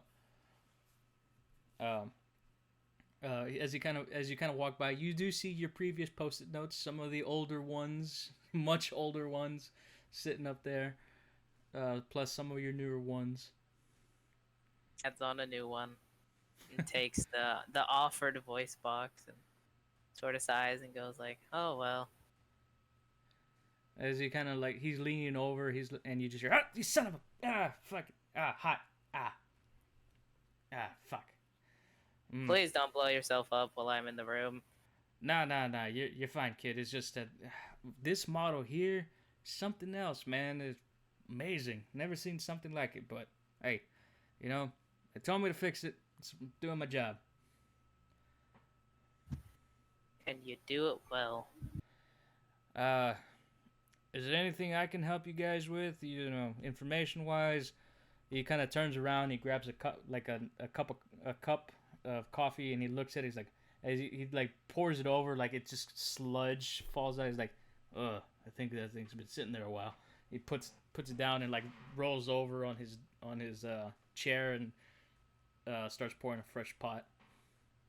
You Oh, do I know. arrive there? Yeah, at this point, you start arriving with Echo over your shoulder. Oh, You just hear me God. far into the room. Eric! Grayson! Uh, How are you two? Ah, Eric. Hey, I've been looking for you, man. Why is Or he look- unconscious? Oh. So you were in the cab when this happened, but when we were fighting the whole centipede thing, he told me to try hitting him, and at that time it wasn't really the best situation. But I cashed in that ticket earlier, and this is the result. Can you check him over? Make sure I didn't actually kill him. Oh my God. Gray kind of stands up and he looks at him. Oh, he's not synthetic. Looks like he's got a fractured rib. He'll be all right. Ah, nice. Oh, how you doing, Grayson? Let's have an actual professional look at him though. Can you lay him down just like, I don't know, on the floor next to that trash can? Hey, yo, I'm tempted to throw him. just drop him on the ground. He's like, hey, there's an extra slab over there. Use the other slab. Don't toss him on my floor. Yeah, you muscles. Oh yeah. Come here. Yeah. All right, hold on. Give me 1 second, Grayson. I go over to the slab. I lie him down. Come back over. What you need? Look, you're big and tough. You kind of like look at you. You kind of makes like a flexing. Look, you're strong. I need you to help me turn this bolt. It looks like it's rusted. He points to the synthetic on the slab in front of him. Okay, sure. I'll give you a hand. All right, if you can, I greatly appreciate it. If not, I'll tell everybody you're pathetic and weak. Okay, well, hold on a minute. Got the roll to see if I can turn the bolt. You gotta beat a 6. Actually, Beat a six. you gotta beat a 5. Beat a 5. Yeah. Oh, so much pressure on that 5. I don't know, man. You might screw it up. No, that wasn't sarcasm. That was word. You knocked a man unconscious, but you can't turn a bolt. Hey, it is what it is. Well, Fuck. Do I want to? Nah, that wouldn't make sense. Alright. D10 physical. Let's see how that goes. Oh, well, yeah.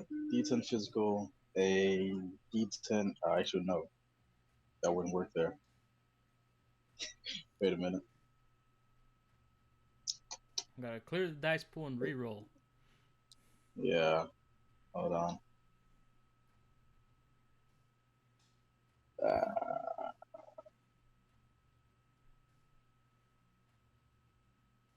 Yeah, all I have here is physical. Doctor, if you Damn. please. Oh, Jesus.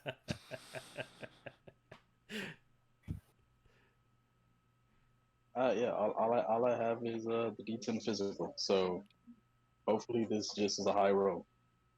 Use your muscles. Come on. It's Hey, Just a perfect. 6. 10. Let's go. There you go. As you do so, you're straining so hard, you hear the as it fully turns, and he goes, "Huzzah! I knew you weren't pathetic." And he just kind of hits you on the chest. Thanks for the words of encouragement, Chris. Yeah. You know, you've been here as long as I have, kid. You see a few people. I guess. So, what is this? Your most recent project? You know, we found her in part of an excavation site. It's an amazing machine. I mean, never seen anything like her, but they told me to fix her up. Now, she's in for this is like her 4th or 5th repair. Whoever owns her doesn't treat her good, man. Tell you what. That is. Okay. Yeah, difficult stuff, man. Difficult stuff. Luckily, I have some parts, and he walks over to the bin, pulls out like another bolt, about similar size, and he's like, that'll do. And so we'll, as you two converse, Eric, what will you do to try and wake up Echo? Oh, first of all, I'd like to see if he's injured or not. So, do I have to roll for that? Sure, roll for me. All right, so that'll be mental, notice the injuries, and they say I'm a quack. Okay. Are you gonna Oh take god, Echo's fucked. 2d8 and wait, is that a 2d8? I don't actually have a dice for they say I'm a quack. I'm just gonna assume it's a d8 though. Well, It's it's a D8 if it's a benefit, D4 if it's a hindrance. yeah. Okay, yeah. So d10, 2d8. All right. And that's a 9. Ah. All right, easily enough. Let me go ahead and roll here. Boop. You have to beat a 3.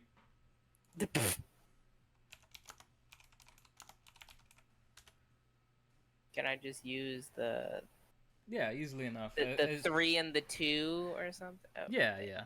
As or you no, do, the 6 and the 2, and then have the 10 do something special. I don't remember. yeah, it's easy enough. As you do so, you look him over. Gray's assessment was pretty spot on, but you do know that he has some torn muscle fibers in the chest, potential internal bleeding, but nothing that little R&R can't fix. You just kind of easily place your scalpel, and you nick a small piece as blood kind of drains out, and as it stops bleeding, he's like, "Yeah, that's good," and you sew him back up, and that should prevent any inflammation. All right. Afterwards, Eric cleans up the scalpel, looks at his handiwork, and slaps Echo across the face to wake him up. Brings you to there, Echo, as you're just kind of like, huh? Did I dodge him? Oh, dumbass. Rising sign, Johnny's chin. Fuck. I dropped my cracker. As Gray kind of turns like, "Hey, yo, don't bleed on my floor. Eric, if you can't just clean the blood, I don't need extra rust in this place." I did clean. I'll clean again though. Are you sure about that? He kind of points to like one It's about the size of a quarter, like a blood spot. Eric just rolls his eyes and cleans it up. Hey, I gotta keep this place clean. As he kind of turns, he starts fiddling with. Eric looks at all the junk all over the place. I walk over to Echo. So I might have, singed off a few chest hairs, but how you feeling? I feel great. He's lying. That's He good. has- Give him a good slap on the back. God, you're gonna kill him. I'm hungry. All right, so we'll swap you in. Welcome back. Yeah, Eric just tells Echo, just rest.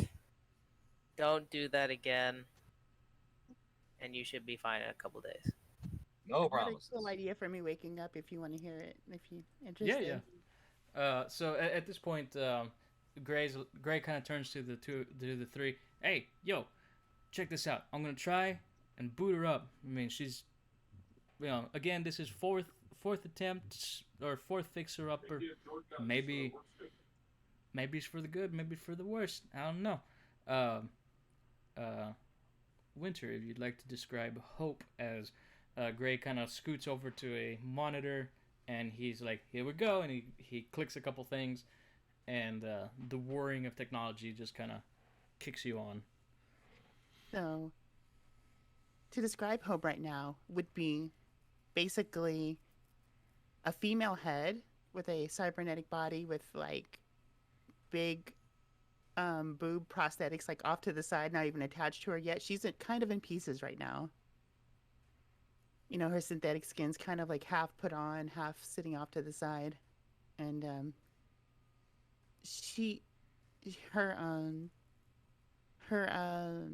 mechanical parts have like corporate engravings on it, like corporate logos that maybe you guys might have seen before, or maybe that you haven't, but definitely not from this world. And as soon as her eyes come on, they are red, and across the screen in front of Gray, it says classified file allocation table, and it's flashing red, and her fists start clenching. I didn't mean to do Hey, that. Gray. That's Grayson. normal, right? Grayson!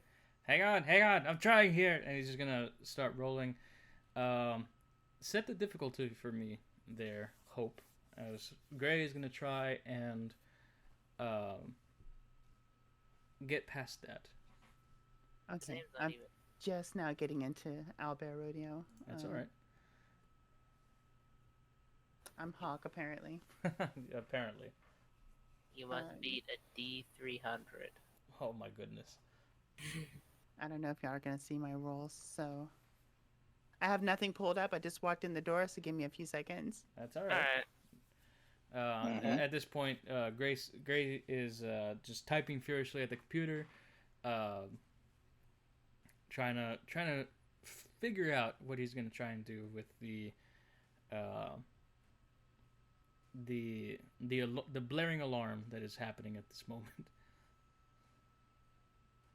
And it's just like saying classified information, access denied, IP address logged, transferring data.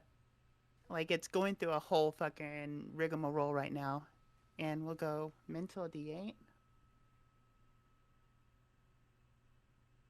I'm sorry, I'm trying to pull my character sheet up. I'm a little lost here in the... It's okay. It is the first stream after all. There's bound to be scuff and issues here and there. Yeah, I just wasn't home for it. Scuffle. Hey. Don't stress out about it. Take your time. We got moments. Where are my distinctions on this character sheet that you made? I'm sorry. Your distinctions should be Further up. Yeah, it should be on the top right. Where is my character? Oh, here we go. Okay, yeah. Gotcha. Okay.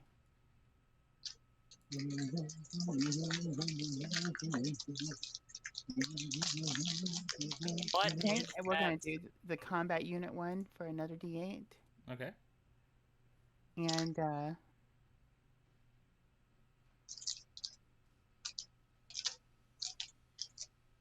and that's it. We're gonna leave it there.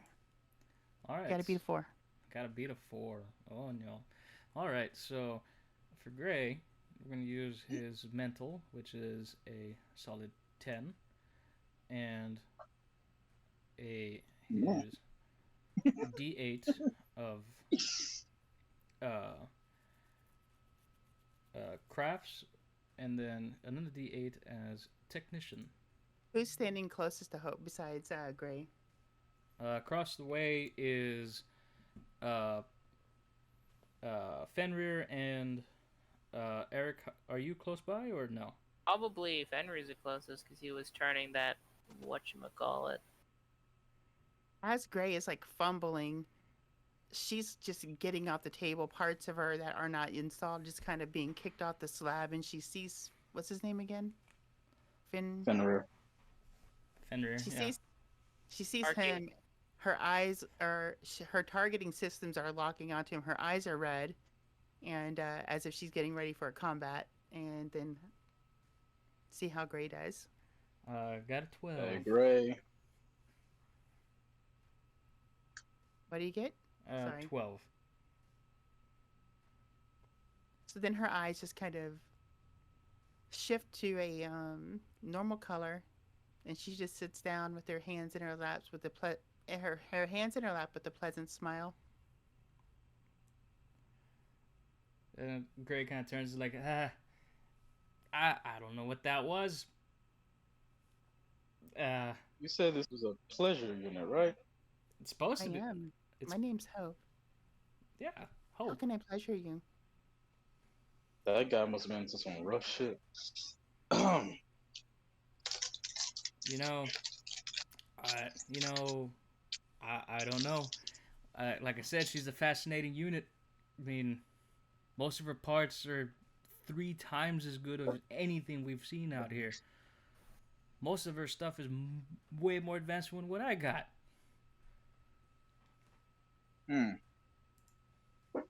And she should totally have that voice box unit that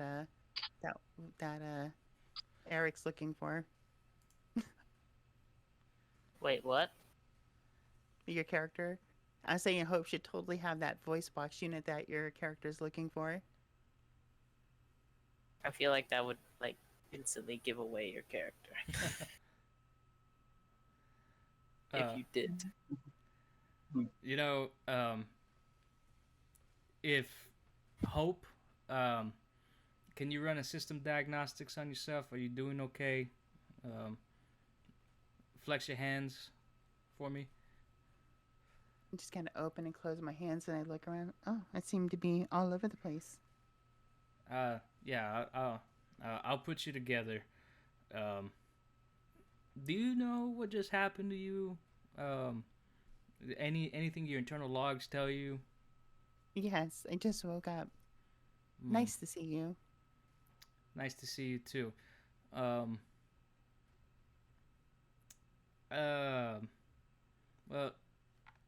how about I put you back together, gents? If you can give me a few minutes and we can continue talking. Well, we can work and talk at the same time. I hope here's a good listener, as he just grabs like her lower half and like props it up and starts like attaching the torso, and starts wrenching it together. Yeah, sure. Take your time. How Then long I, has it been? About 30-40 minutes. We should go. possibly. You guys are going? Where you guys going? Huh? And To a place where we gotta Far do things. away from here. Hope, if you can, lift To your a hand. distant land of beach and sand. Hope, if you can, lift your arm. I need to get that socket. And it just kind of starts fiddling with reattaching your joints the arm socket back together. I'm just watching, so that's what I look like under that armor plate. Yeah, yeah. Like I said, very highly sophisticated stuff. So there are no beaches out here. You know that. Where you guys going? Well, for now, I'm going back to the Zen Guild. Oh yeah, yeah. Tell the runt, you know, she's doing all right. Uh, Hope if you don't mind, have the. Can you check to see if your torso turns left and right? Okay. She just twists her body. Seemed to be functioning correctly. Okay. Um. That reminds me. Gray, Yeah. you know anything about the Sons of Marius? He just kind of stops. Like he's holding like Hope's head in his hands, and he just kind of stops. Well, what about him? Like, you know, where they operate from, who they are, maybe their next target or something. Uh, Hang on. And he just kind of he positions Hope's head and Hope, if you can hold your head still. Let me register that shut, would you? Of course. He starts sealing her up, and he's like, I'll put your synthetic skin back on and your other bits. And he kind of turns and he takes off his glasses. Are they acting up again? Yes. Greatly. I heard along the grapevine that one of the thermal plants, smaller thermal plants, was hit. That's how I got Hope here, and just kind of points his thumb over. Was her previous owner caught up in the explosion? No, she was just dumped there. I'm guessing the owner just left her there. Yeah, she was pretty beat up. Probably worse than usual. All right. Very, very, very sad and compelling, but Sons of Marius, please. Look. And thank you. Look, kid. The Sons of Marius. They're not a group you want to mess with. I mean, these guys are efficient. They're scary. Supposedly they got a big boss. Starts with an L or something. I don't know much about him. I've heard of his second in command infiltrating places. She's like a chameleon, but you know, they don't operate on the normal scale like us. They say that the wastes weed out the weak. That's the things that I've been hearing from the runners, and from Winter's been telling me. From the data log that I pulled from Hope here,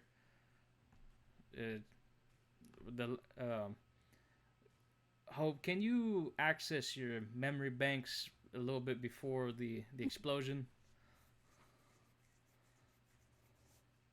I'm sorry. The record seems to have been deleted. Shit. That shouldn't have been deleted, but okay. Anywho. There is a second technician.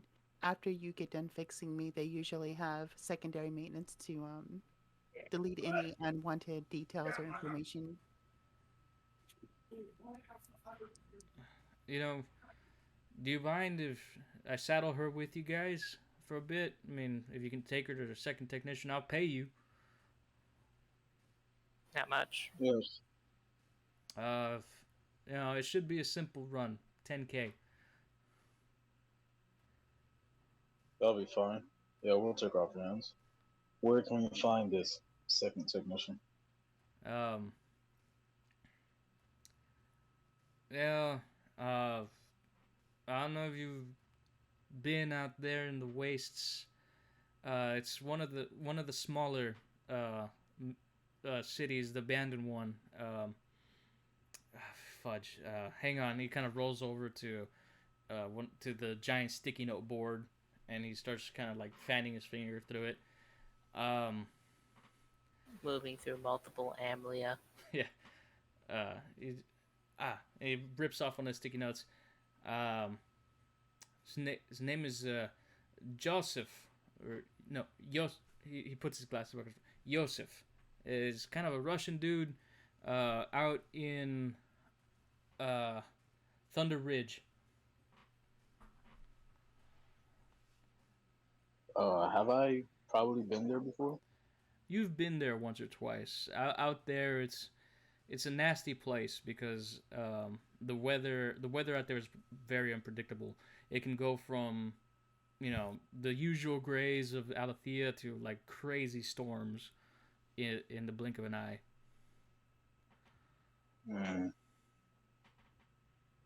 Well, this could get us information on the suns. We'll have to gear up though. The trek there can be dangerous. If you need supplies, just give Winter a holler or give me a holler, and we'll set you up. It's one thing that Circus Guild does is we take care of our own. We're gonna be Appreciate it. driving around anyways. Might as well hit that place up, ask him some questions. Drop off the android for maintenance. Who's driving you? Devlin. Oh, it's Great guy, really great. Give him a 10 out of 5 stars. Yeah, he's one of our best. Stick with him. Tell him that Grace said that he's your caddy now. Nice. Hopefully he hasn't driven off yet. How long has it been? Gray looks at his watch. You guys been here about 50 minutes. I'm gonna go get him. You guys figure this out so that he doesn't, drive off or something. Eric, hang on. Before you run off, he just kind of bends down, grabs the radio, tosses it to you. Just call him on the radio. Meanwhile, let me put the synthetic skin back on Hope here. She's naked. Well, naked for a robot, but you know what I'm talking about. A ribbit. we have to get clothes for her. Hope, would you like human clothes, people clothes? Do we have human indecency laws here? I'd really not want to rock around with a naked pleasure bot. I point to the in the corner of the room, the outfit that I came in with. It might be a little bit dirty at this point, but she points to it because that's what she was wearing when she came in. At this point, like Gray is like smoothing out the synthetic skin on your arm, and putting the breast back on, as he's kind of like making sure that all the silicone and everything doesn't look weird. He's really good at his job, so it's like, Hope, if you can, turn around. Need to put your butt back on. Stand up and just kind of lean over the table, bending over. Right. And he kind of bends down. He grabs the peach-shaped butt that's in the box. As he kind of puts it on. You sure you want to wear that dirty thing? I mean, we got other clothes. I'll wear whatever you want me to wear. Yeah, pleasure bots. And he, as he kind of latches on the butt, and he just kind of walks over. He looks at the suit. He's like, hang on. And he just kind of walks over to like a collapsible closet and rolls it over. Take whatever you want from in here. And he kind of like makes a gesture at it. And Hey, Eric, you found Devin yet? Yes, if you look in our radio history, also known as in-game chat. But the viewers can't see in-game chat, so they don't know. But I did. you just kind of get back a. All right, 10-4. Oh, also, let me see that right now. Eric Holt. How tall are you? Around 6 foot. Ah, okay. Eric holds it like slightly out of reach. He's like, okay, you see it. I grabbed the radio from him. Aw. Hey, Devlin. Also, take account for one more passenger You got it, and boss. possibly another one in the future. You got it, boss. You know, I guess I'll have to upgrade you guys to my, to old Sheila. You know, she's a nicer ride than what you got here. Oh yeah. Great name. Yeah, yeah. So if anything, whenever you guys come out, you'll see the old girl. 10-4. And, Gray kind of And adjusts. I hand the radio back to Eric. Gray kind of Thank you. adjusts his glasses. Like, so hope so you see anything you like in the closet there? Stand up and just kind of bounce around, letting my my ridiculously oversized jiggly parts just kind of bounce around, and then walk over to the closet and just find something that barely fits. Like purposely find it so that it barely fits. Yeah. Like put on multiple things that fit just fine. It's like no. Be smaller. Yeah, this is too big. It fits you perfectly. It's too big. Gray kind of crosses his arms. Is like, pleasure, bots. What can you do? Did Echo pass back out or something? No, No, Oh, gonna you're just rest. standing there menacingly. I'm laying down, I think. Oh, hey, Yeah, Echo. he's resting up. I didn't hurt you too bad. Actually, what was your plan back there? Did you not see me phase in and out of existence before I passed out? I thought that was just like, you landed on like, I don't know, something you were using to phase. Wait, was your original plan to phase before I hit you? Yes. You need to work on your reaction time, my friend. Big shocker. Sniper is not good at close range. Not that it is. Water is wet. That's great. Gray just kind of like puts his hand on it, like on the ridge of his nose. Working with the smartest people around. I think the smartest person here is the pleasure bot.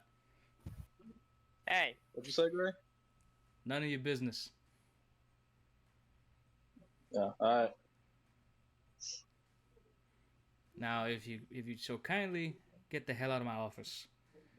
Hope, if you need repairs, you know where to find me. Or have somebody bring you to me. Maybe I won't be in pieces this time. Who knows? Hopefully not. But, I did reinforce a lot of the bits and bobs, so it should be a lot harder to break. Oh, also, Gray, when you see Winter again, send her my regards. You got it, Chief. She should be due back in 4 hours. So, and as you know, Alright, then. we're always running. They still haven't approved more council folk for me. So, if you can, shoot. I need to get back to work. He kind of sits down and he rolls over to a computer, starts furiously typing away.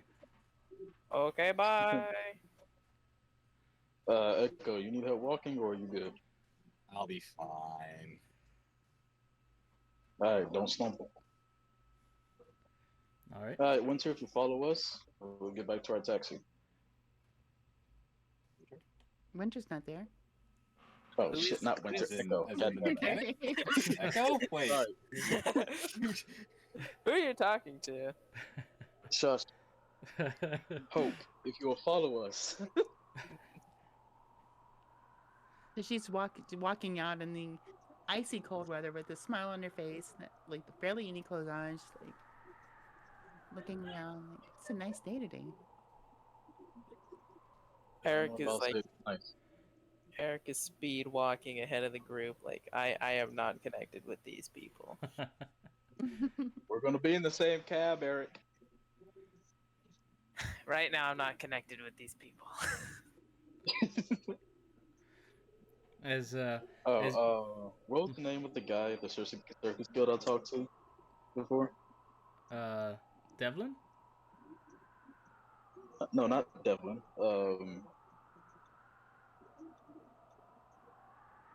Wait, no, not the Surface Guild. Arcady? Yeah, Arcade.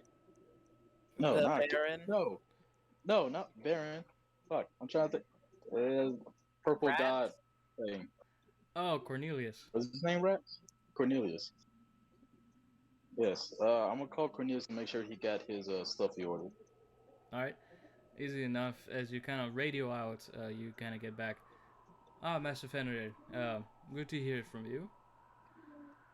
Hey, Cornelius, you got the supplies you ordered?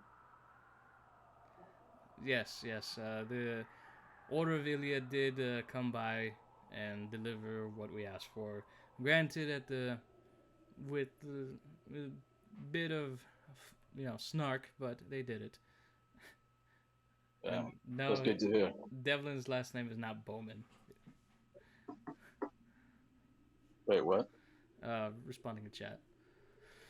Oh, But Cornelius kind of no, just kind of they did say that you sent them out there, so not a problem, Master Fenrir. Everything's fine. Um, the the Order of Yorick sends its regards, and then your screen kind of blips, and you get 5,000 credits. nice. Money. Yes, moolah. At this point, a larger, more ornate-looking snowcat on the side of it has like a Viking queen with a riding a polar bear, fantasy art, and the other side has a dragon with like a scantily clothed Viking sorceress woman like shooting lightning from her hands as you hear music kind of pumping through it as Devlin pops up with the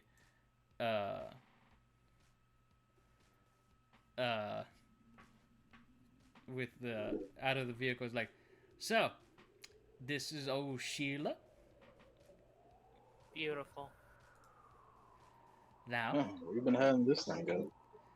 Oh, she's my weekend driver, and he kind of like hugs the side of it.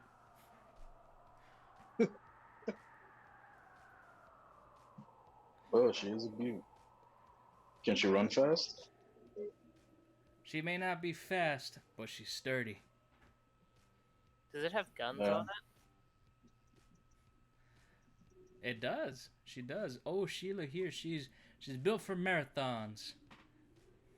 Yay. Well, that'll be helpful for where we're going. Where are we going? Thunder Ridge to get your secondary repairs, but first, Not yet.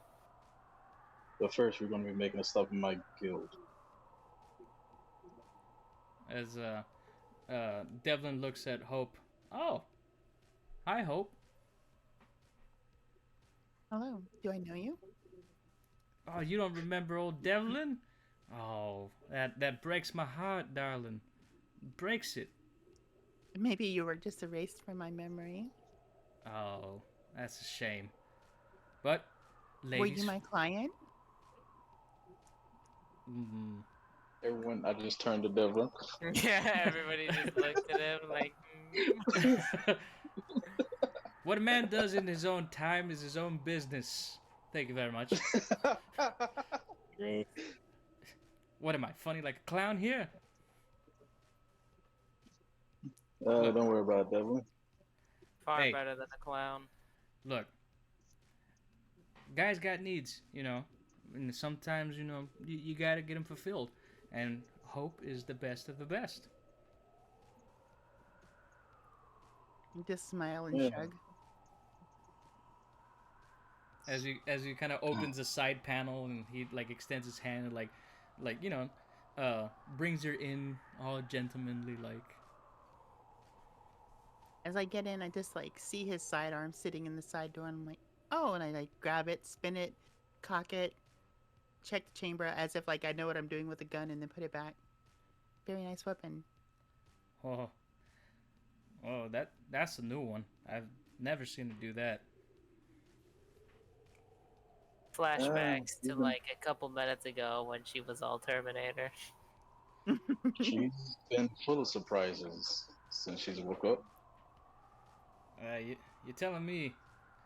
Now, get your ugly mugs in here. We gotta go. I climb Aye, into aye, the Captain. As you I know, go all the way in the back and lie down to get some rest. next stop is Thunder Ridge. Please keep your hands and bits and bobs inside the vehicle at all times. And as you know, we got a pair of sunglasses, a full tank of gas, some smokes, and we're driving all night. Let's go. And it Peek just my head up. I peek my head up. Zinlin first. Then I go back lay down. and then he just like he grabs like the handbrake and it like drifts the giant fucking snowcat is like, let's go, and just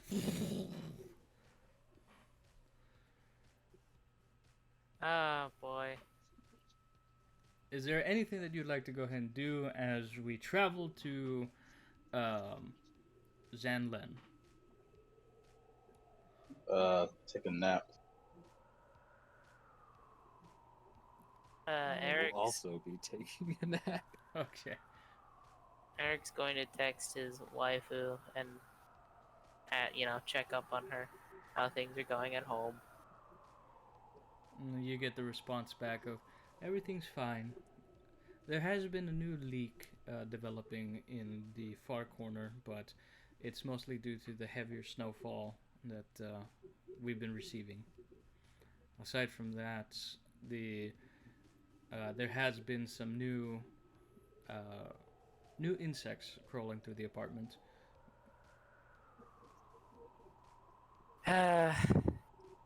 Just wire like 80k. Like, alright, that should be enough to cover the exterminators and the repairman. I wanted to bring this up real quick. I know Cortex doesn't have a built-in way of tracking money, but you can literally just track it like you would gold in D&D. You can just like write it down somewhere if it matters for the game. I don't know if it does. Does it matter? I've been putting Not mine down. Yeah, just keep it handy. It might come into play later, might not. Yeah. Yay. So, as you just get like a little happy emoji back with the little hug emoji, and then as you see services rendered, like you start getting like the notifications of exterminator hired and repair hire.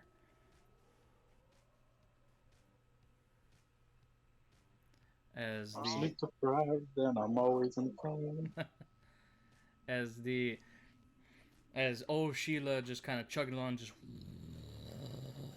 you can this thing just you can feel the vibrations through your bones, but it's a very nice ride. Eventually, Hope just sitting there, strapped in, seatbelt. She's like perfect posture, not really moving. The only thing that's moving is her jiggly parts. Never like as her and like her eyes just kind of like as new things come into the view of like the field of view. Like you can just hear mechanically her eyes like focus in and like I can like almost like considering like what is this? What do I need to do with it? Is it a target? Is it like almost like she's like targeting or like just focusing in on every little thing that comes into field of view. very nice. But she has a pleasant smile, grin on her face. Just the most pleasant of smiles. Yeah, What you see, customer service always fake. exactly. Eventually, a couple hours go by as the night sky just kind of gets darker. As it progressively gets darker, you do see in the distance this large castle-like structure, lights all around it. You do see one or two of the circus guild things pass by as Devlin kind of pulls down a hand radio. He goes, "Hey guys, we got incoming, 4 of us. If you can, just radio back. And he just tosses it back up, and you just hear 10-4.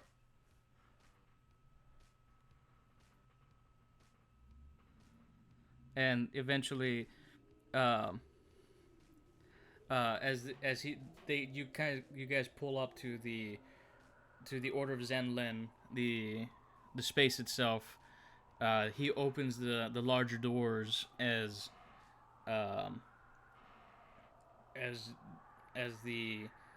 whistling winds kind of start coming in. You're greeted by a couple of armed guards. One has, typical leathers, very inappropriate clothing for the space. The other guy is bundled up to like the nose, kind of like Luke in Hoth, thick fur jacket, and they just like the guy in the muffler. He kind of pulls it down. What bring you guys out here?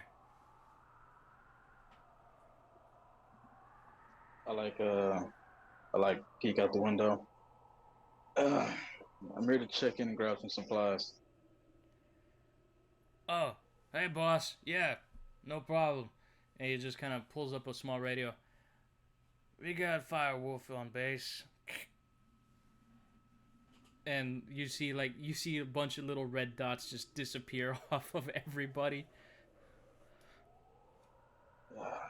Appreciate it, Mitch. Yeah, no problem. Zeluin was looking for you earlier today, but we were told that you were put on mission, so she said that whenever you came back, if you could swing on by. Yeah, I would love to talk to her right now. She's at her headquarters, or she's training the pups? No, she's stuck at the desk. She points up to like one of the taller towers of the space. Alright then. Guilty business. Notify her I'm on my way. Got it. He kind of like leans into the radio and says something. And you hear the chime kind of go across the board.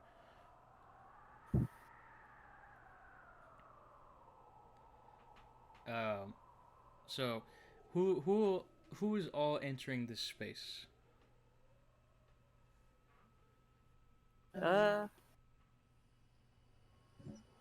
Eric will go. All right. We're getting supplies and stuff, right? Yeah. All right. Is Echo gonna step into, or is he gonna just kind of try to sleep off the pain? Still sleeping. All right. Is Hope gonna enter as well, or is she gonna sit perfect posture and just wait? She's gonna. I mean, unless she's told to come with, she's gonna probably sit there. Okay. So for right now, it's gonna be Eric and Fenrir as Devlin just kind of steps down, and he goes around back, and you see steam kind of rising from the back. As a guy, you know what that means in cold weather. Oh my god, he has a lightsaber. So at this point, you enter you enter the larger courtyard. The courtyard itself is just a barren wasteland of ice and snow. You do see archery posts, you see shooting posts, you do see other different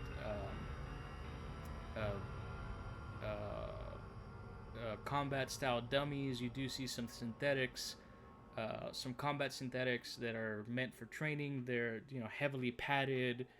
Some of them are just kind of sitting in the snow waiting to be activated. One has like really nice, real thick headgear. As the inner doors kind of slide open, just and the warmth of this castle space just kind of starts to hit you. While we're walking through there, Eric like looks at everything, and then he looks at Sparky, and he's like, it's not the 8th century anymore. We have like guns and stuff. Nothing protects a place better from giant insects than a fortified castle, doesn't it? Yeah. as you enter. Anyway, don't don't travel too close to the pups training. I am not liable if they strike you. As you enter the inner great halls, you see hundreds upon hundreds of mounted insect heads, these crazy mutant creatures, different types of things.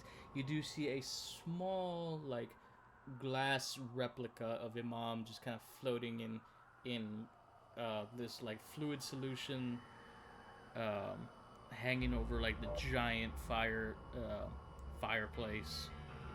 As the warmth of that fireplace just kind of, you see people just kind of laughing and talking amongst themselves, clanging metal cups together, drinking.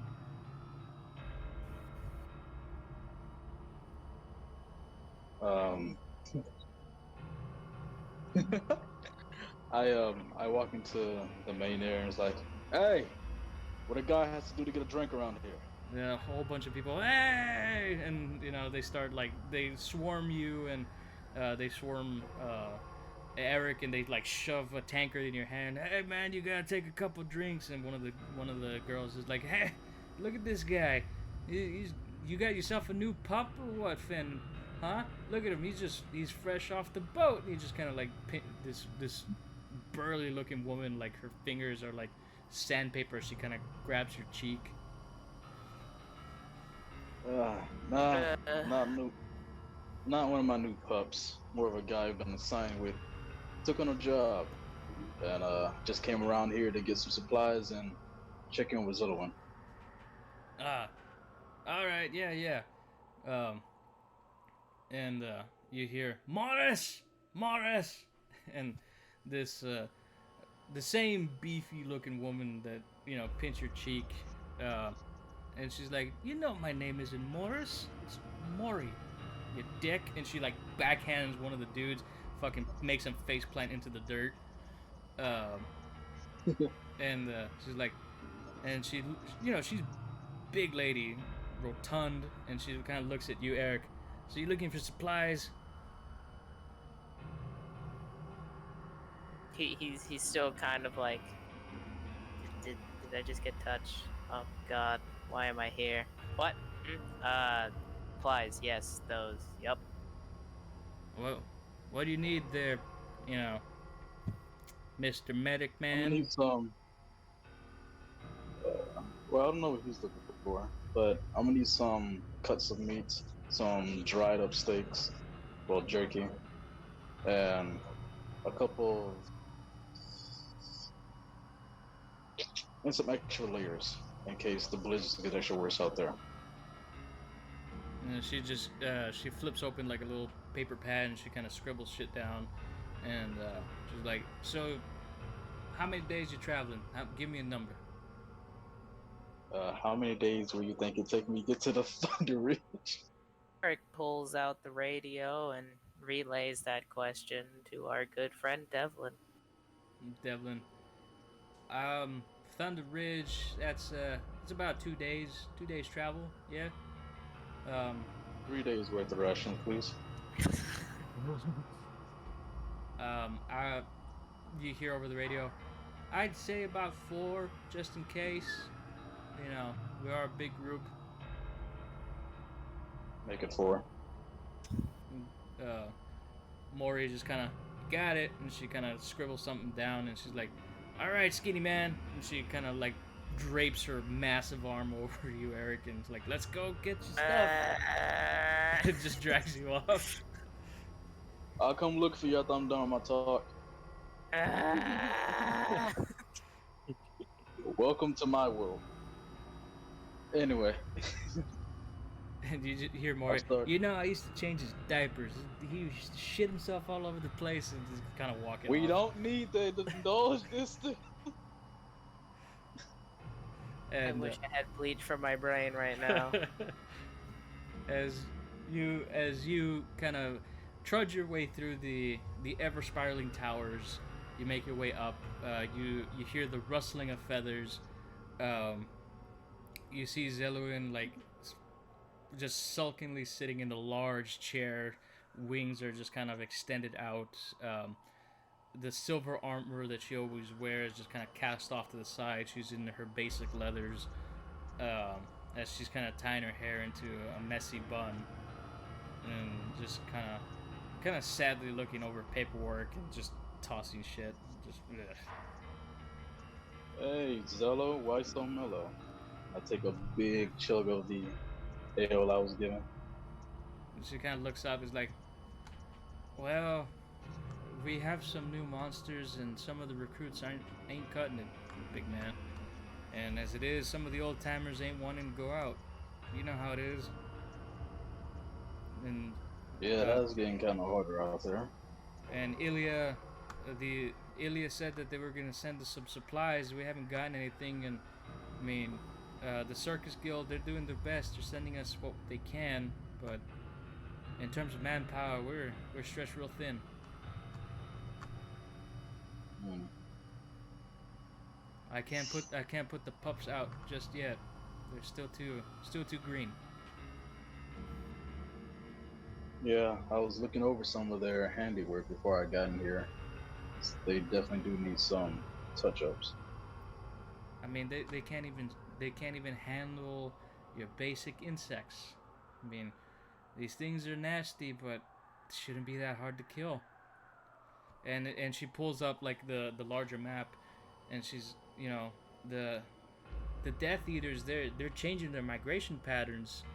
They're now starting to take point into Thunder Ridge. It's not good. I don't get people out there. Great. Hmm. You know, I'm actually hitting into Thunder Ridge. her eyes just kind of turn, like her electric green eyes kind of turn, look at you, she's like, why are you going to Thunder Ridge? Picked up a discarded sex bot from Gray. By the way, he sends his regards. And She kind of Actually- like nods. actually, why did you recommend me to the Baron? Did you know anything about the job he had in store? To be honest, no. And I mean, Mori, she's already doing her best here, and I couldn't send her out. I couldn't do it. As it is, I'm still trying to work with Gray and get the rest of the pay in, but Ilya's withholding funds from us, and Gray's doing his best. I mean, he paid out of pocket for us, but most of these guys, I mean, they're expecting more than what we're getting. Hmm.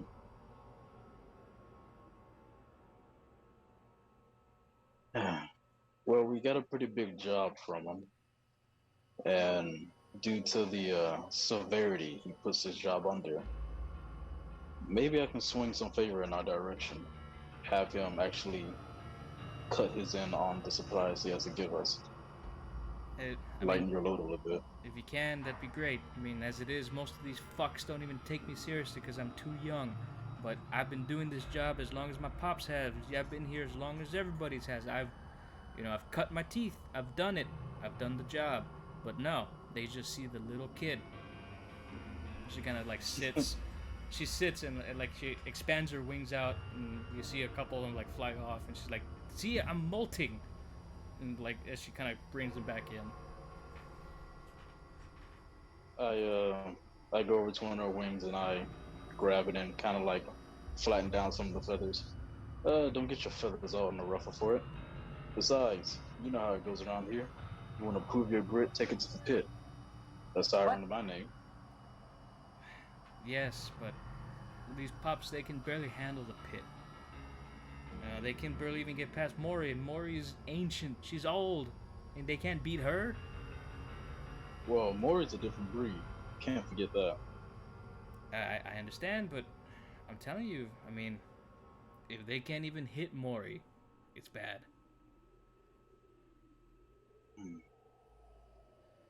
Yeah. We need Might have fresh. to try to. We need fresh blood out here, or at least supplies, something to raise morale. Most of these kids, they don't know. They're just lost.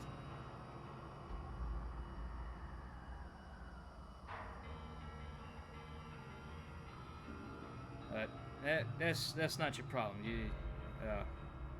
I'm sorry. You have a job with our Katie. Katie's not the best, but you know, I will tell you one thing, Fen. Be careful out there. Thunder Ridge is getting worse. The migration patterns of a lot of these creatures, they're changing. I mean, a lot of Dad's old material don't work anymore. You know, some of these Yeah. things they're developing new, stronger hides.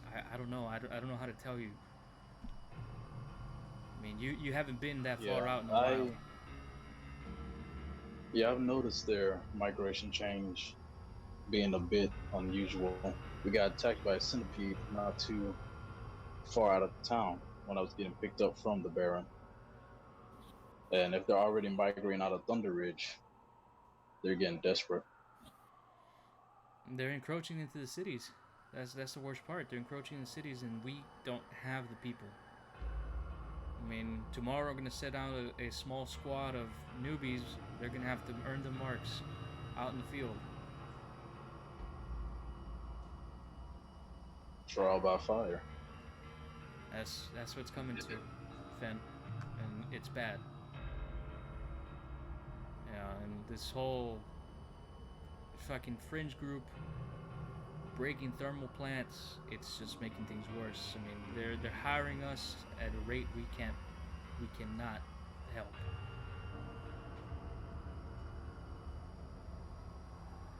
I'll try to do and see what I can on the supplies end.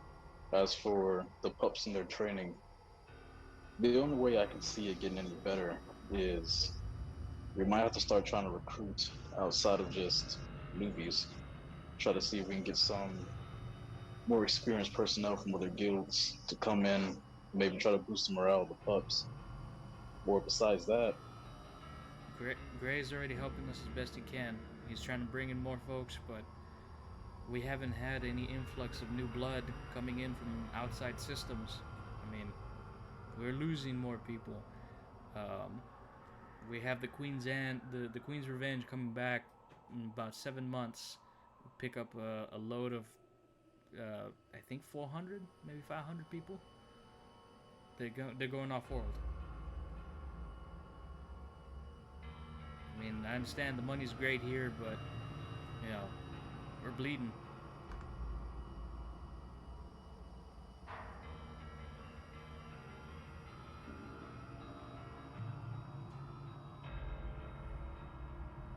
yeah, I miss the good old days.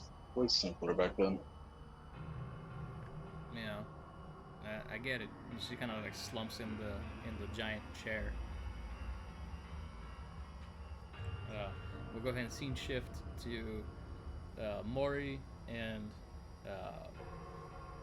Eric, as Maury is just kind of like giving you giant crates of food and putting like, here's some meats, here's some dried well, actually no, these are pickled eggs.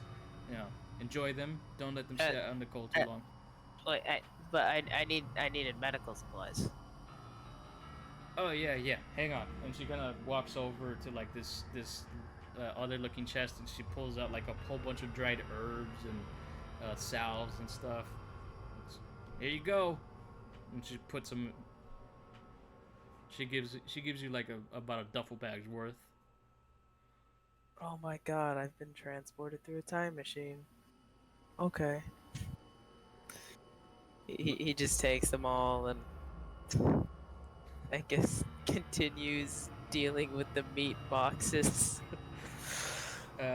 She kind of like, oh, you know, we'll give you some of the delicacy stuff. Yeah. You know, you seem like a nice boy. She kind of reaches down and like grabs a slab of concrete and like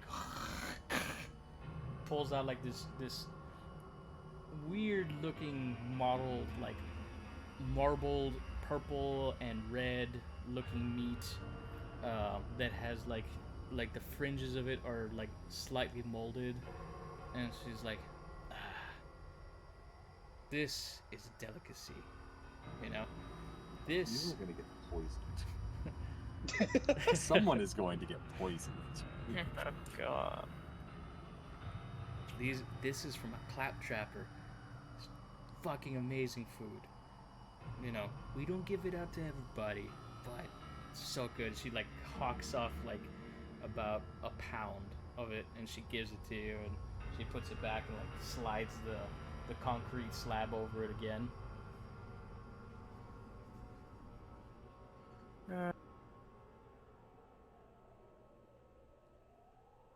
But anything else that you might need? Oh wait, the furs, yeah. And she kind of waddles over to like this giant wall of like furs and leathers and things like that, and she just like scoops her entire arms in like a giant bundle and like puts it on top. At this point, like, you're behind boxes, your physical frame, all you see is your legs. Yeah.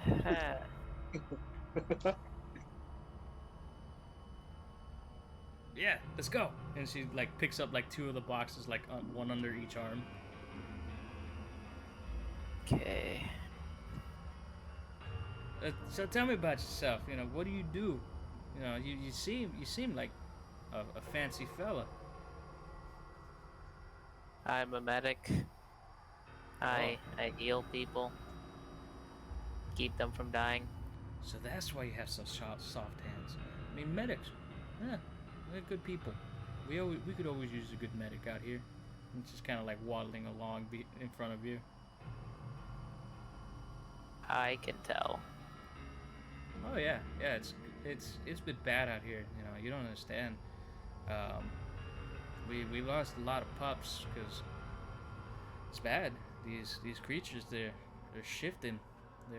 Some of them mutated a little bit differently, or they're evolving. I don't know. It's not been good. But I tell you one thing, shit's gone sideways. But we'll be all right. At this point, like, the two of you are like at the old Sheila, and she loads on the giant crates, and she sees Hope. You got a synthetic. Those are quite rare. I mean, we got the training bots. Is she a training bot? Just No. look over and wave at her and smile. Whoa, she's very pretty. Yep. She's a pleasure bot. We're taking her to go get repaired. She looks pretty repaired. Well, maintenance, I guess. Not exactly repaired, you know. Just a checkup, guess you could say. Oh, okay. Yeah. Well, I didn't know pleasure bots needed checkups, but or bots in general needed checkups. That's fascinating. It's above my pay grade. Yeah, well, thanks for the help. Yeah. You know, if you need anything else, just ask for old Maury. And she's like, you can feel her footsteps as she kind of walks away and waddles off. Quite hefty. She's a hefty lady. Eric is just he goes inside the snowcat, and he's just like, I want to go home. I want to go home. Devlin just kind of sitting in the front seat. He's just kind of or sitting in the driver's seat, just, you know, passing the time, playing a game on his little tablet there, and just waiting for old Finn.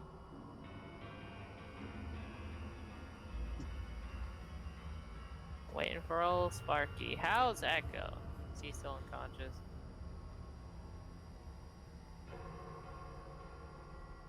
I sit up. What? Heard my name.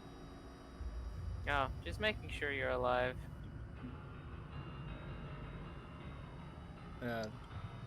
Devlin kind of turns. You know, you shouldn't sleep when you have a concussion. They say that's how you die. But then again, I've fallen asleep with a concussion. I woke up just fine. One of his eyes just kind of like turns off, like to the side, and he blinks, and it just refocuses. I've suffered worse. Look at me. I'm a splitting example of health. Eye starts drooping off. Oh god. Been through worse. With that attitude, I'm sure you have. At this point, like Devlin kind of like looks at Echo. Nah, we're kindred spirits. You know, we go through shit, we survive shit. You know, that's our thing. You're a medic. You don't understand. Yes, I've never taken damage. Never been left for dead. Oh, Yep. you repair humans. Yes, I do that.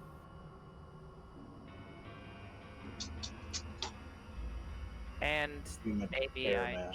try with robots. Not very good with robots though. I need more coffee. Devlin kind of looks at Hope. So, Hope, how did you do the thing with the gun? I mean, it's crazy. Can you like take it apart and pull it back together? She takes the gun out of the side of the seat and decide just as simple as it, blightingly fast, cleans it, and then puts it back together. It was just kind of wow. Can everyone do this? I mean, Not pleasure bots. not as fast like that. I mean, shit. But that's quite a talent. I mean, I didn't know you had that kind of capabilities. She's very good with her hands. Yeah. Well, you're not there. Shut up. I radioed that. As Fen approaches, he says, "She's good with her hands." Before I get back to the car, Okay. I want to go over to Mama Mori and ask her, do we have any like issued hand cannons I could probably have? Maury just kind of looks at you. Most of the pups got them. We got old Betsy, and she kind of points to like this rusted, old-looking hand cannon. Can she still fire? She's got like about 5 shots left in her. Yeah. Yeah, she'll do it for now then. You got it, Haas. And she kind of like turns around and lifts, picks it up and gives it to you. This hand cannon itself, I mean, intricate design, but like rusted over. You can see like the barrel have slight cracks on it. The grip itself cracked.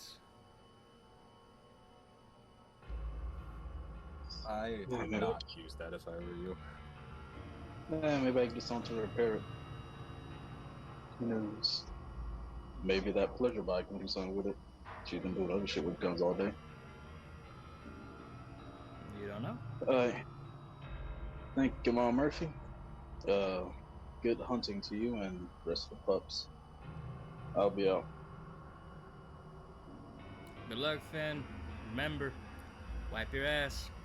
Try to live. Born to shit, forced to wipe, as they say. Is wipe your ass like a saying in his guild? Apparently. I'm not answering that question. It might be teasing him. I'm gonna say it is a saying just to take the heat off me. I'm already called Spark. Don't need any other names for me. And you just hear from like the background. They call you Sparky. I will kill all of you. And you just hear Maury. Bye, Sparky. We love you. Mwah mwah. Bye. I'm gonna burn this castle to the ground. Every time I hear like a snicker of Sparky as I walk by, a spark comes off of my shoulder. I'm gonna burn it. It's as you enter the old Sheila, the side panel closes up and Devlin just kind of sits down. All right, ladies and germs, we're heading out to Thunder Ridge. Please keep your hands and bits inside the vehicle at all times. If we come across any horrible things, y'all have to take care of me. Because if not, Daddy Caddy can't get you nowhere. And just starts driving off. Register your persona as Sparky. Huh? Say that again? I registered your persona in my memory banks as Sparky. Please don't. Do You it. can put that as any. I You will can put that as pay literally anything. I else. will pay you to do that. I will hurt him again. My left arm comes out, and the top of it opens, and literally a card slider appears. Echo, I swear to anything that is unholy, I will feed you to the first fucking bug we see if you pay her to register my name as Sparky. Devlin like shows up and he just swipes his card like, I'm paying for that. Thank you. Transaction complete. Your Respect in my eyes. your name is Sparky now. What a Fuck all of y'all. Evelyn, if we get attacked by another centipede, I'm throwing your ass to it. Then who's gonna drive this thing? I'm the only one who can drive I'll Sheila. figure it out. Not without the kill command. And he just sits down and he just starts driving. I'm going to fuck the bed. Fuck y'all. As the first Eric, where'd you put the meat? The storage compartment. as I go to the storage compartment, pull out a steak, start eating it raw. as the old Sheila takes off into the distance, you know, the first night of travel starts going fine. Hope, do me a favor, roll me a d6 just for the fun of it. Let's see what happens. D6. Yeah. How do I clear my die pool? There should There be. should be an X. The X? On 'em. Okay. Yeah. Yeah. How about a 4? Ooh, with a 4. All right. So now I will roll a dice and see what happens. Oh, okay. So, as the first day's travel, as you begin through the wastes, you do see the previous centipedes that you have seen previously. They kind of come up old Sheila, but old Sheila just kind of, as it being such a heavy snow tank, just kind of runs them over pretty easily, and eventually night begins to settle in. Devlin kind of pulls off to the side to go ahead and try to put in new fresh fuel, and in doing so, you can feel the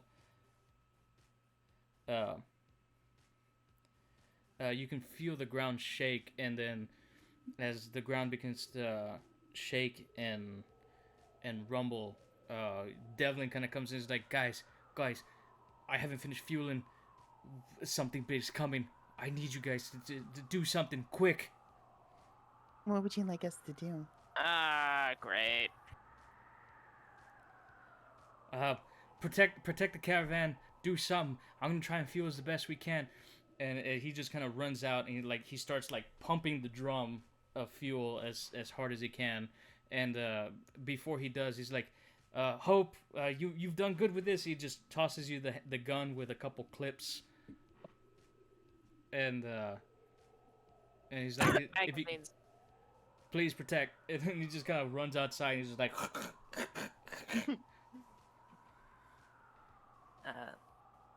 I did ask if there was a gun, and you said yes, right? Mm-hmm. Eric's going to get on the big gun that is on the vehicle. All right. Interesting. Where is said big gun? It is mounted on the top as you kind of Should I get up there without being shot myself? yes, you can. Okay. as you approach the top, you do see this large scarab-looking thing with two protruding pincers up the front, as it just kind of it opens its maw, just like and just kind of. This thing is about twice the size of Sheila. Its carapace is like a very nice icy blue. It blends in with the native surroundings. Um, How so far out is it from us right now? it's about 100 yards, Okay. and it's Can I? approaching fast. How much is that in burgers? In burgers, Can I try to remember if I fought a creature like this, and if so, what was like the easiest, most efficient way to kill it? about 700 burgers, give or take. And in terms of creatures, roll me a mental check. Roll me mental and Yeah, what you can do is basically roll to create an asset, right? And for that knowledge, but gotta beat an 8. And I'd can I do mental and survival, Yes, you can. or mental and no, whichever one I. Yeah, whichever one's better for you, and you gotta beat a 4. I'll do mental survival and. A 4, not an 8? Well, an 8. You gotta be an 8. So we'll swap God damn it. music. You could have made it easier for me. I was like, wait, what? Thanks a lot, Doc. What did I do? Oh.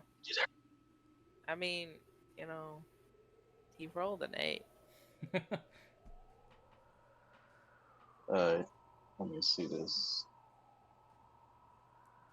Oh, fuck.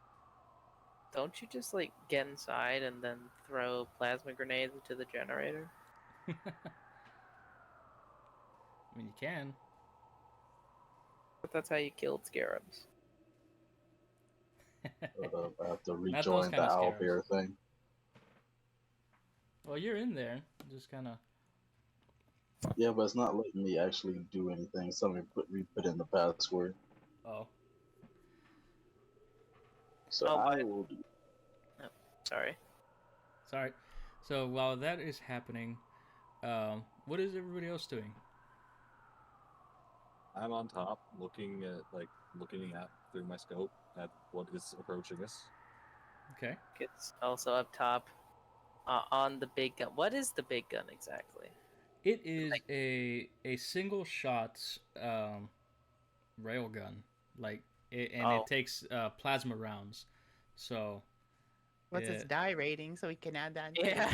Die pool. die rating is 2d10. 2d10. Nice.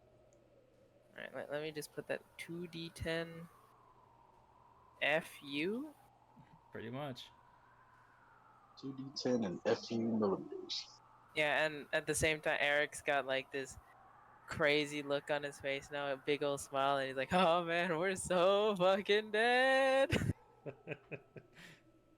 And I'm just going to unlatch the door, kick it open, do a cartwheel out, pull the gun out, load it, and just still have that awkwardly pleasant fake smile on her face while she's aiming a gun at this creature. Totally not creepy. Not creepy at all. Oh, by the way, Hope, I added your PP to the PP. Okay. Hope now has PP. I believe only one of us is at 0 PP. Everybody else is At 1. Yeah. Yeah. So, Right, Fen, so I will roll gotta be an 8. D10 mental, a D12 for survival, All right. and a perfect 12 for that one. Nice. Yay. All right. Damn. So with that, That's, you do know these things. They're called the ice razors. Their pincers can cut through most steel, like as it's paper, because as as they kind of clasp their jaws in quick succession, they superheat, uh, and pretty much they cut through things either through butter or paper. If it's organic, it's usually like butter. If it's any other kind of material, it's usually like paper. They only have a hard time breaking through either platinum or um, like really thick steel walls. And steel out here is a commodity, so Oh, What would I know like what areas to attack to like bring it down or hinder it? you do know that it's very vulnerable around its itty bitty little eyes and under carapace, or whenever its maw opens and you can see the softer bits, you can try and break through there. Usually, for these ice razors, the general go to is please step away. excuse me, DM. Yes. If they get if isn't it if you get like 5 more than the opposite roll, it's a heroic success? It is a heroic success, yes. What does that do again? What would a heroic success get me? Yeah. I'd have to look it up, but I think it's step up the Can I- effect die, isn't it? Yeah.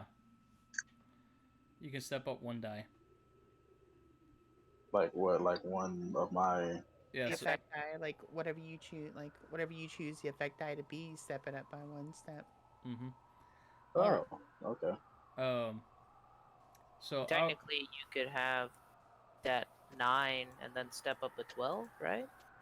all right, you gotta beat a 16 double eights as this thing is approaching fast, and we'll begin the rotation with Hope. Okay, so everybody's getting poised and get ready, and then she goes from her normal graceful stand, her eyes turn red, and she gets in a very tactical, like on one knee, like holding her pistol, completely changing demeanor.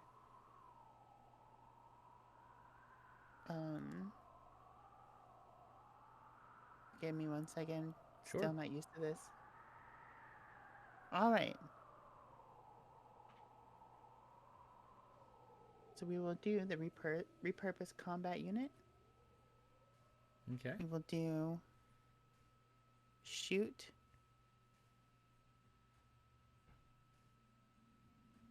And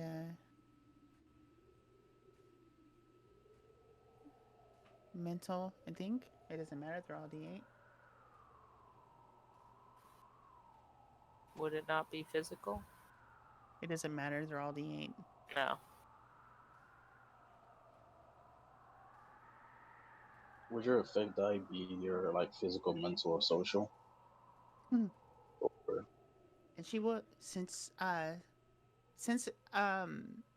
this is something we haven't been doing, but I don't know how much it'll help you guys. You can use your ability without using SFX in your die pool if it applies narratively. Mm-hmm. Being that she's a repurposed combat unit, that definitely applies. So she'll use her ability. So that's 8. Can y'all see my die rolls? Yes. Okay, 8, Yeah. 9, 10, 11, 12, 13, 14. What was the difficulty again? 16. 16. Ooh, gotta beat it to eat it. So, I'm going to spend a plot point to add 1d8.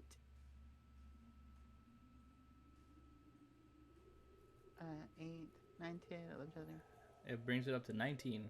19. Yeah, 19. You beat it by 3, and so you're able to step down one of the die.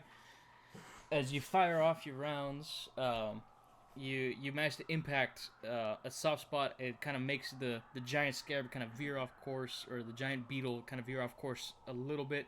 At this point, its maw just as you see the extended blades of its maw just start to ignite of bright red as things start happening. When her eyes turn red, they start darting around trying to locate weaknesses in its carapace, and she fires off a few rounds. Looks back at the group.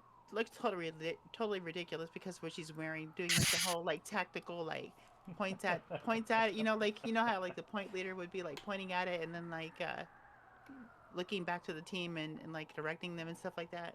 Yes.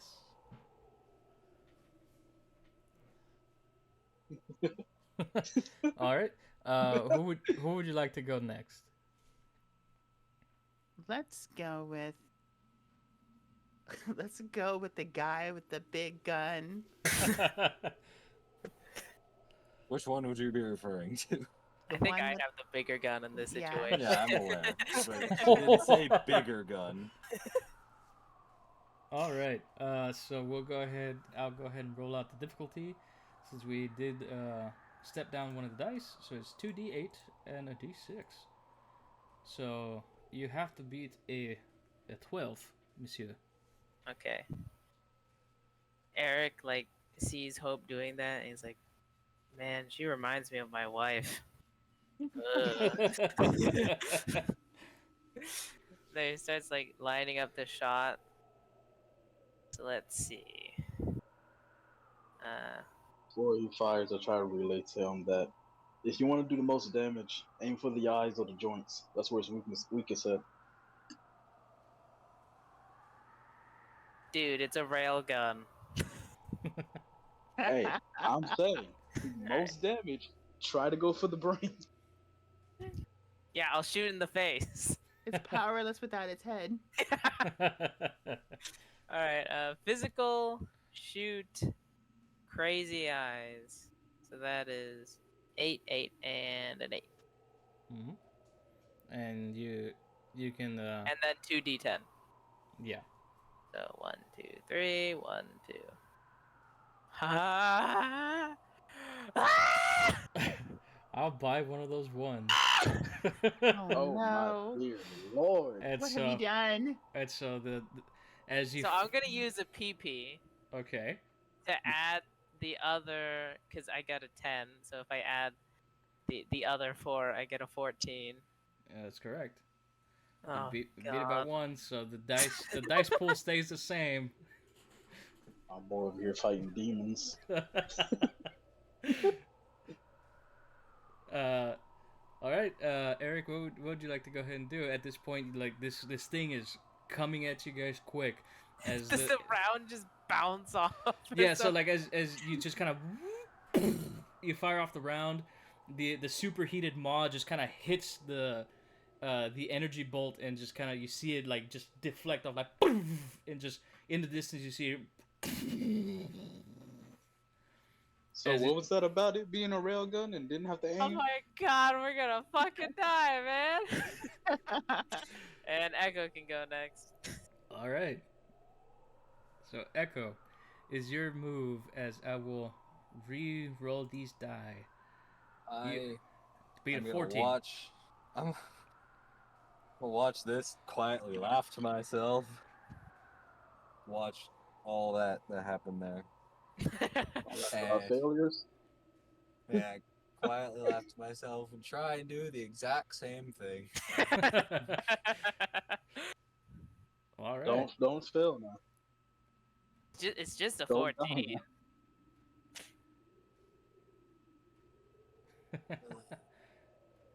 At this point, you just hear that as it's just coming at you at full speed. So 12, 10. You just kind of hear from Devlin, "You guys better hurry! I'm pumping as fast as I can. Come on!" And he's just like, Yeah, there you go. Oh, Something tells me oh I my did not. God. as Oh lord! as you kind of Why? as you kind of pull back and fire off your rifle, the bullet flies straight, but then a crosswind just, and you just see the bullet just kind of veer off, kind of weirdly, and you just see it gonna hit the snow, and you're just like, well, shit. Eric is literally laughing his ass off right now, just talking about how we're all so fucked. Uh, so who will go next, myself or Fen? Okay. No, no. Ben can go. What do you mean, Sparky? Sparky can go. You Come on, want to see Sparky, Sparks your motherfucker? only All right. hope. So how far is it from us at this moment?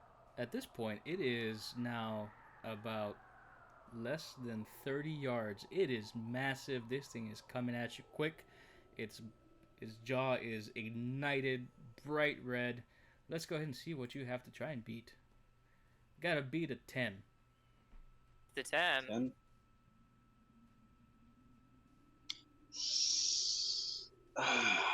Good luck and Okay, what Godspeed. can I do in this scenario? I don't know, what can you do in this scenario? You tell me. I have nothing ranged. At least. Hmm.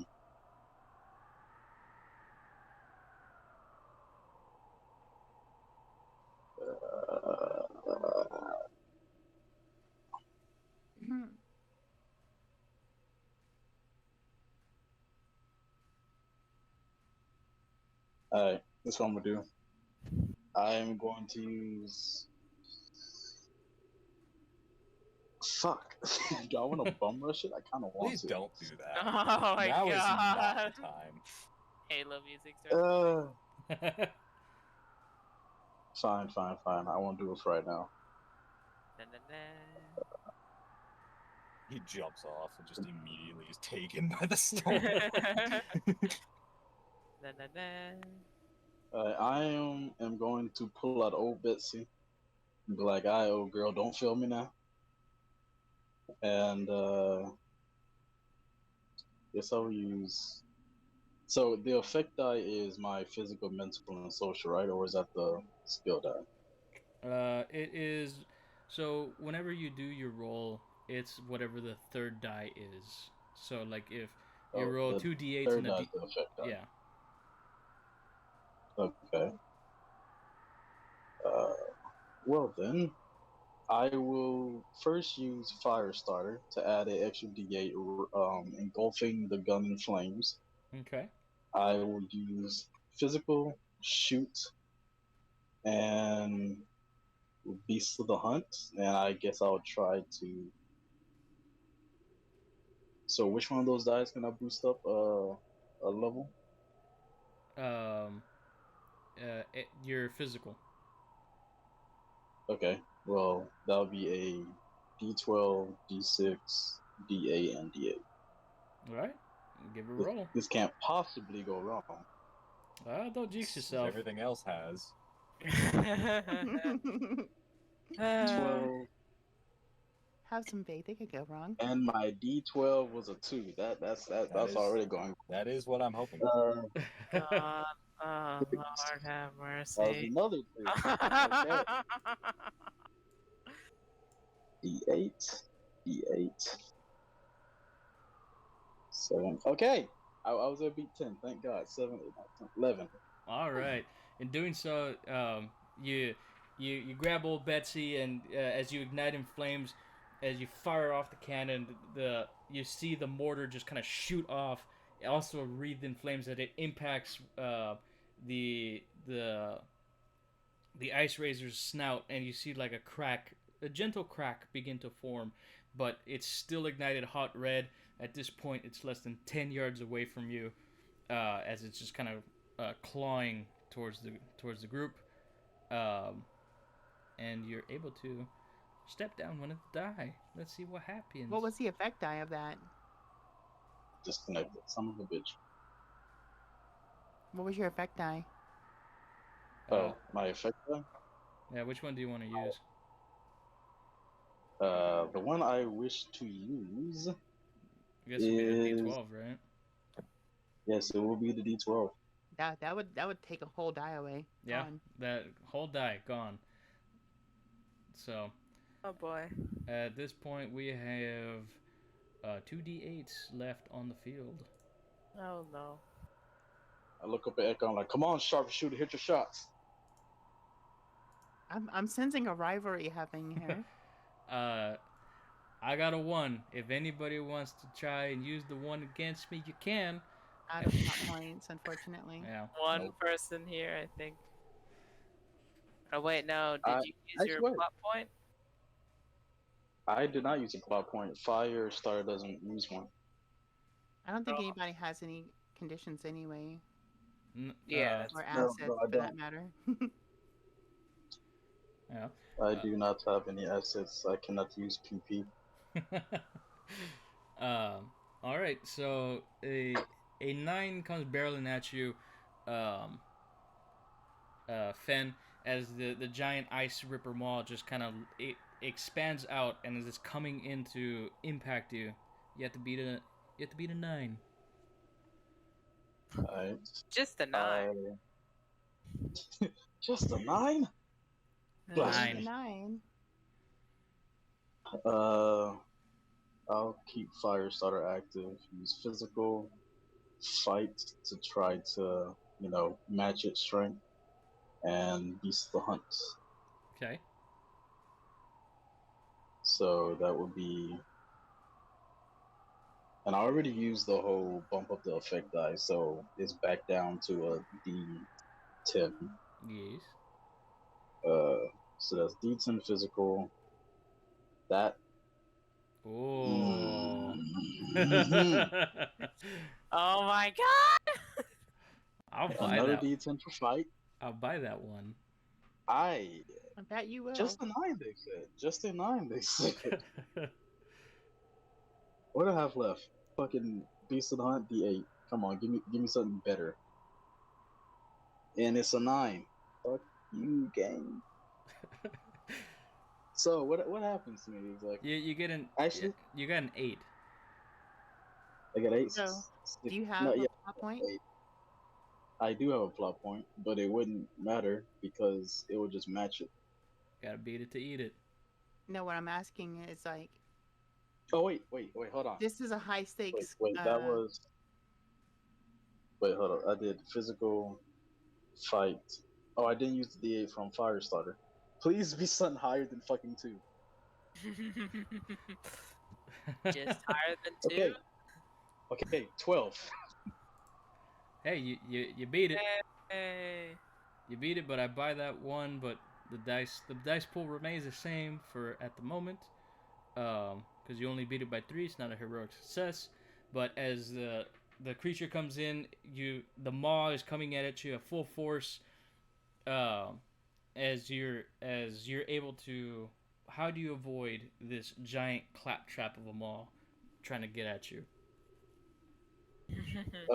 After I fire my shot and I try to look at Echo, trying to do a little boastfulness, I look back and see the mods encapsulating around me, and in that split second, I go into a half transformation, get a bit bulkier and more beastly like, and I use that little bit increase in strength to just jump out the way of the mods and get back closer towards the tank. All right, as it does so, you hear the, and then just as it just kind of skids past you, and then starts making its way towards the tank. As you hear Devlin, guys, it's almost here! Fucking hurry! And then, who do you want to be next? Echo. Kill it. Okay, so So let me re-roll. Gotta beat a 10. Just a 10. Just a 10. Just a 10.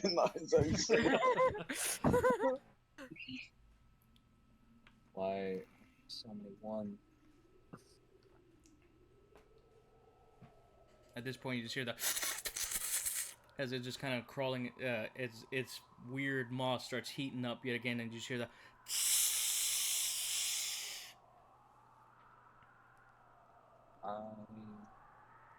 So the big one's still chasing us, right? It is almost upon the tank. So Okay, yeah. I think I did. I got an 11. you got a 12. There you go. And that's a D10, and that's if it's a D10, that steps it down by.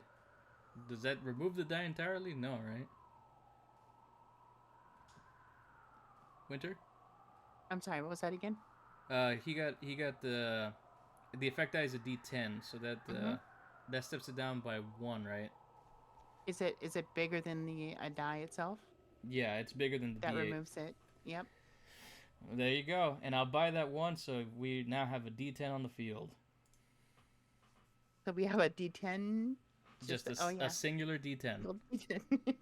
Oh, thank God, fucking bitch! Die already! Shit! How do you impact this creature as it's coming at you? You hear the and the as its maw just kind of opens up and get ready to do another clap. There, Echo. Pew, pew, pew, pew.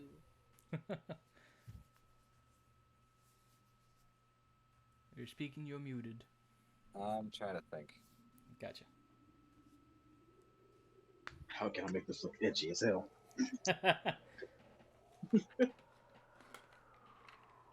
I don't know, he's doing quite all right for himself, I'll tell you what. Really? Well, I mean, thanks to you, you managed to knock out a whole die out of the pool. So. It's coming at me. I'm gonna knock it back with like the butt of my rifle, and then like while it's like below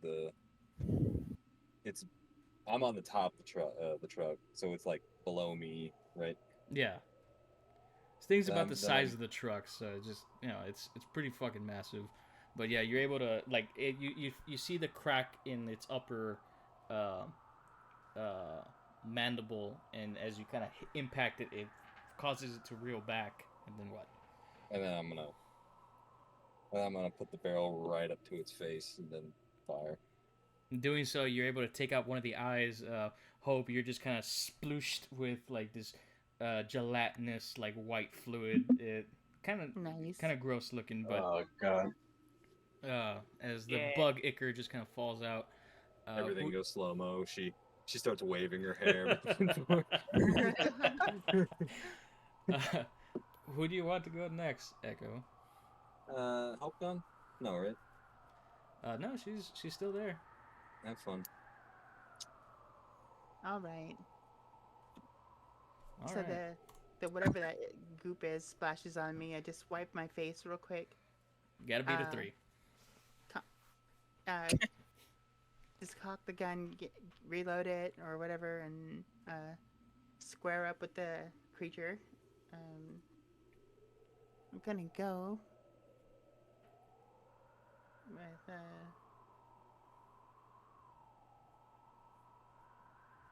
that.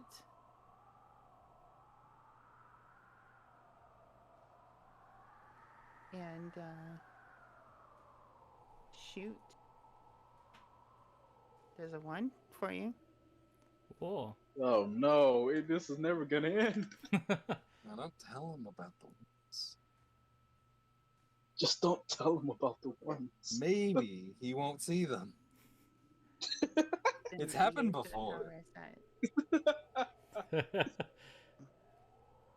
That's if he can't see the one, he won't do it. That's a 15. That's a heroic success. Tell me, Hope, how do you want to knock out this or kill this giant scarab bug? So after Echo, rifle butts him and knocks him down, and just kind of fling the goop off. Okay. Me stand up and just aim at it. It just kind of litter the back of rounds up its back and land one in its head, making it fall over on top of the vehicle. As you do so, you fire your gun, pa, pa, pa, pa, pa, and as it just kind of lurches forward, you can see the body's still in motion. It just kind of hits Sheila as the entire tank kind of shifts gently, and then just comes to a stop. At this point, Devlin is just like he knocks over one of the fuel tanks, and he's just running away from this situation. He's like, "No, fuck!" And then, as it just kind of comes to a screeching stop, the creature is now laying still, and combat comes to an end as the rest of you kind of regroup. By the way, if Ain't that whoever he bought once from during that combat, you get a plot point for that. I did. So Wait, fuck, wait a minute. Hold on. yeah, right. I forgot about. I did you forget buy about- from I Vegan? have. I bought one. I know I bought one from Fen, and I bought one from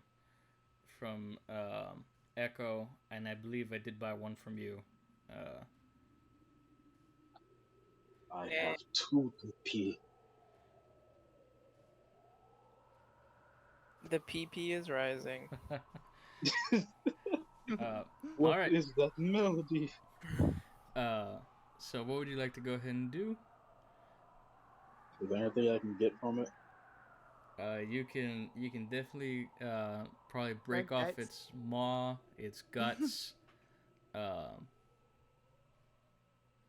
You can probably buy the. You can try and get the internal combustion sac that causes the maw to ignite. I'll see what I can harvest out of it. All right, as you sit down to start harvesting, Devlin is like, "Oh, you guys are fucking nuts. So I don't think we should, carve what you can. We better get the fuck out of here and hope you're a fucking monster. You scary shit, fucking like a Terminator. I've never seen things like that." I say as my eyes go back to normal. What do you mean? And I go sit inside the cab covered in bug goop and put the gun back where it belongs. And just kind of like, he kind of looks at everybody like, she's fucking joking, right? I mean, right? I look over at him with a ruptured stomach in my hand. Ugh. I don't think so. And I throw it to the side. All Throw right. my hands behind my head and shrug. Eric is going to take on the job of cleaning up the mess that has walked inside of the vehicle. All right. In doing so, we'll call it here for the evening. Let's go ahead and put us on. Thanks for watching. Yay! As tonight we come to a close on our first ever episode of Secrets of Alatheia. I hope you guys had fun. I know I did. Definitely. Yay! Ooh, let's go. Ooh. The episode should premiere this week, and we'll have a rerun of it hopefully next week as well. But thank you everybody for watching. Thank you for everybody who came out, hang out. Thank you so much. Bye. Thanks, everybody. Good night. Good morning. Don't get any white bug goop on y'all.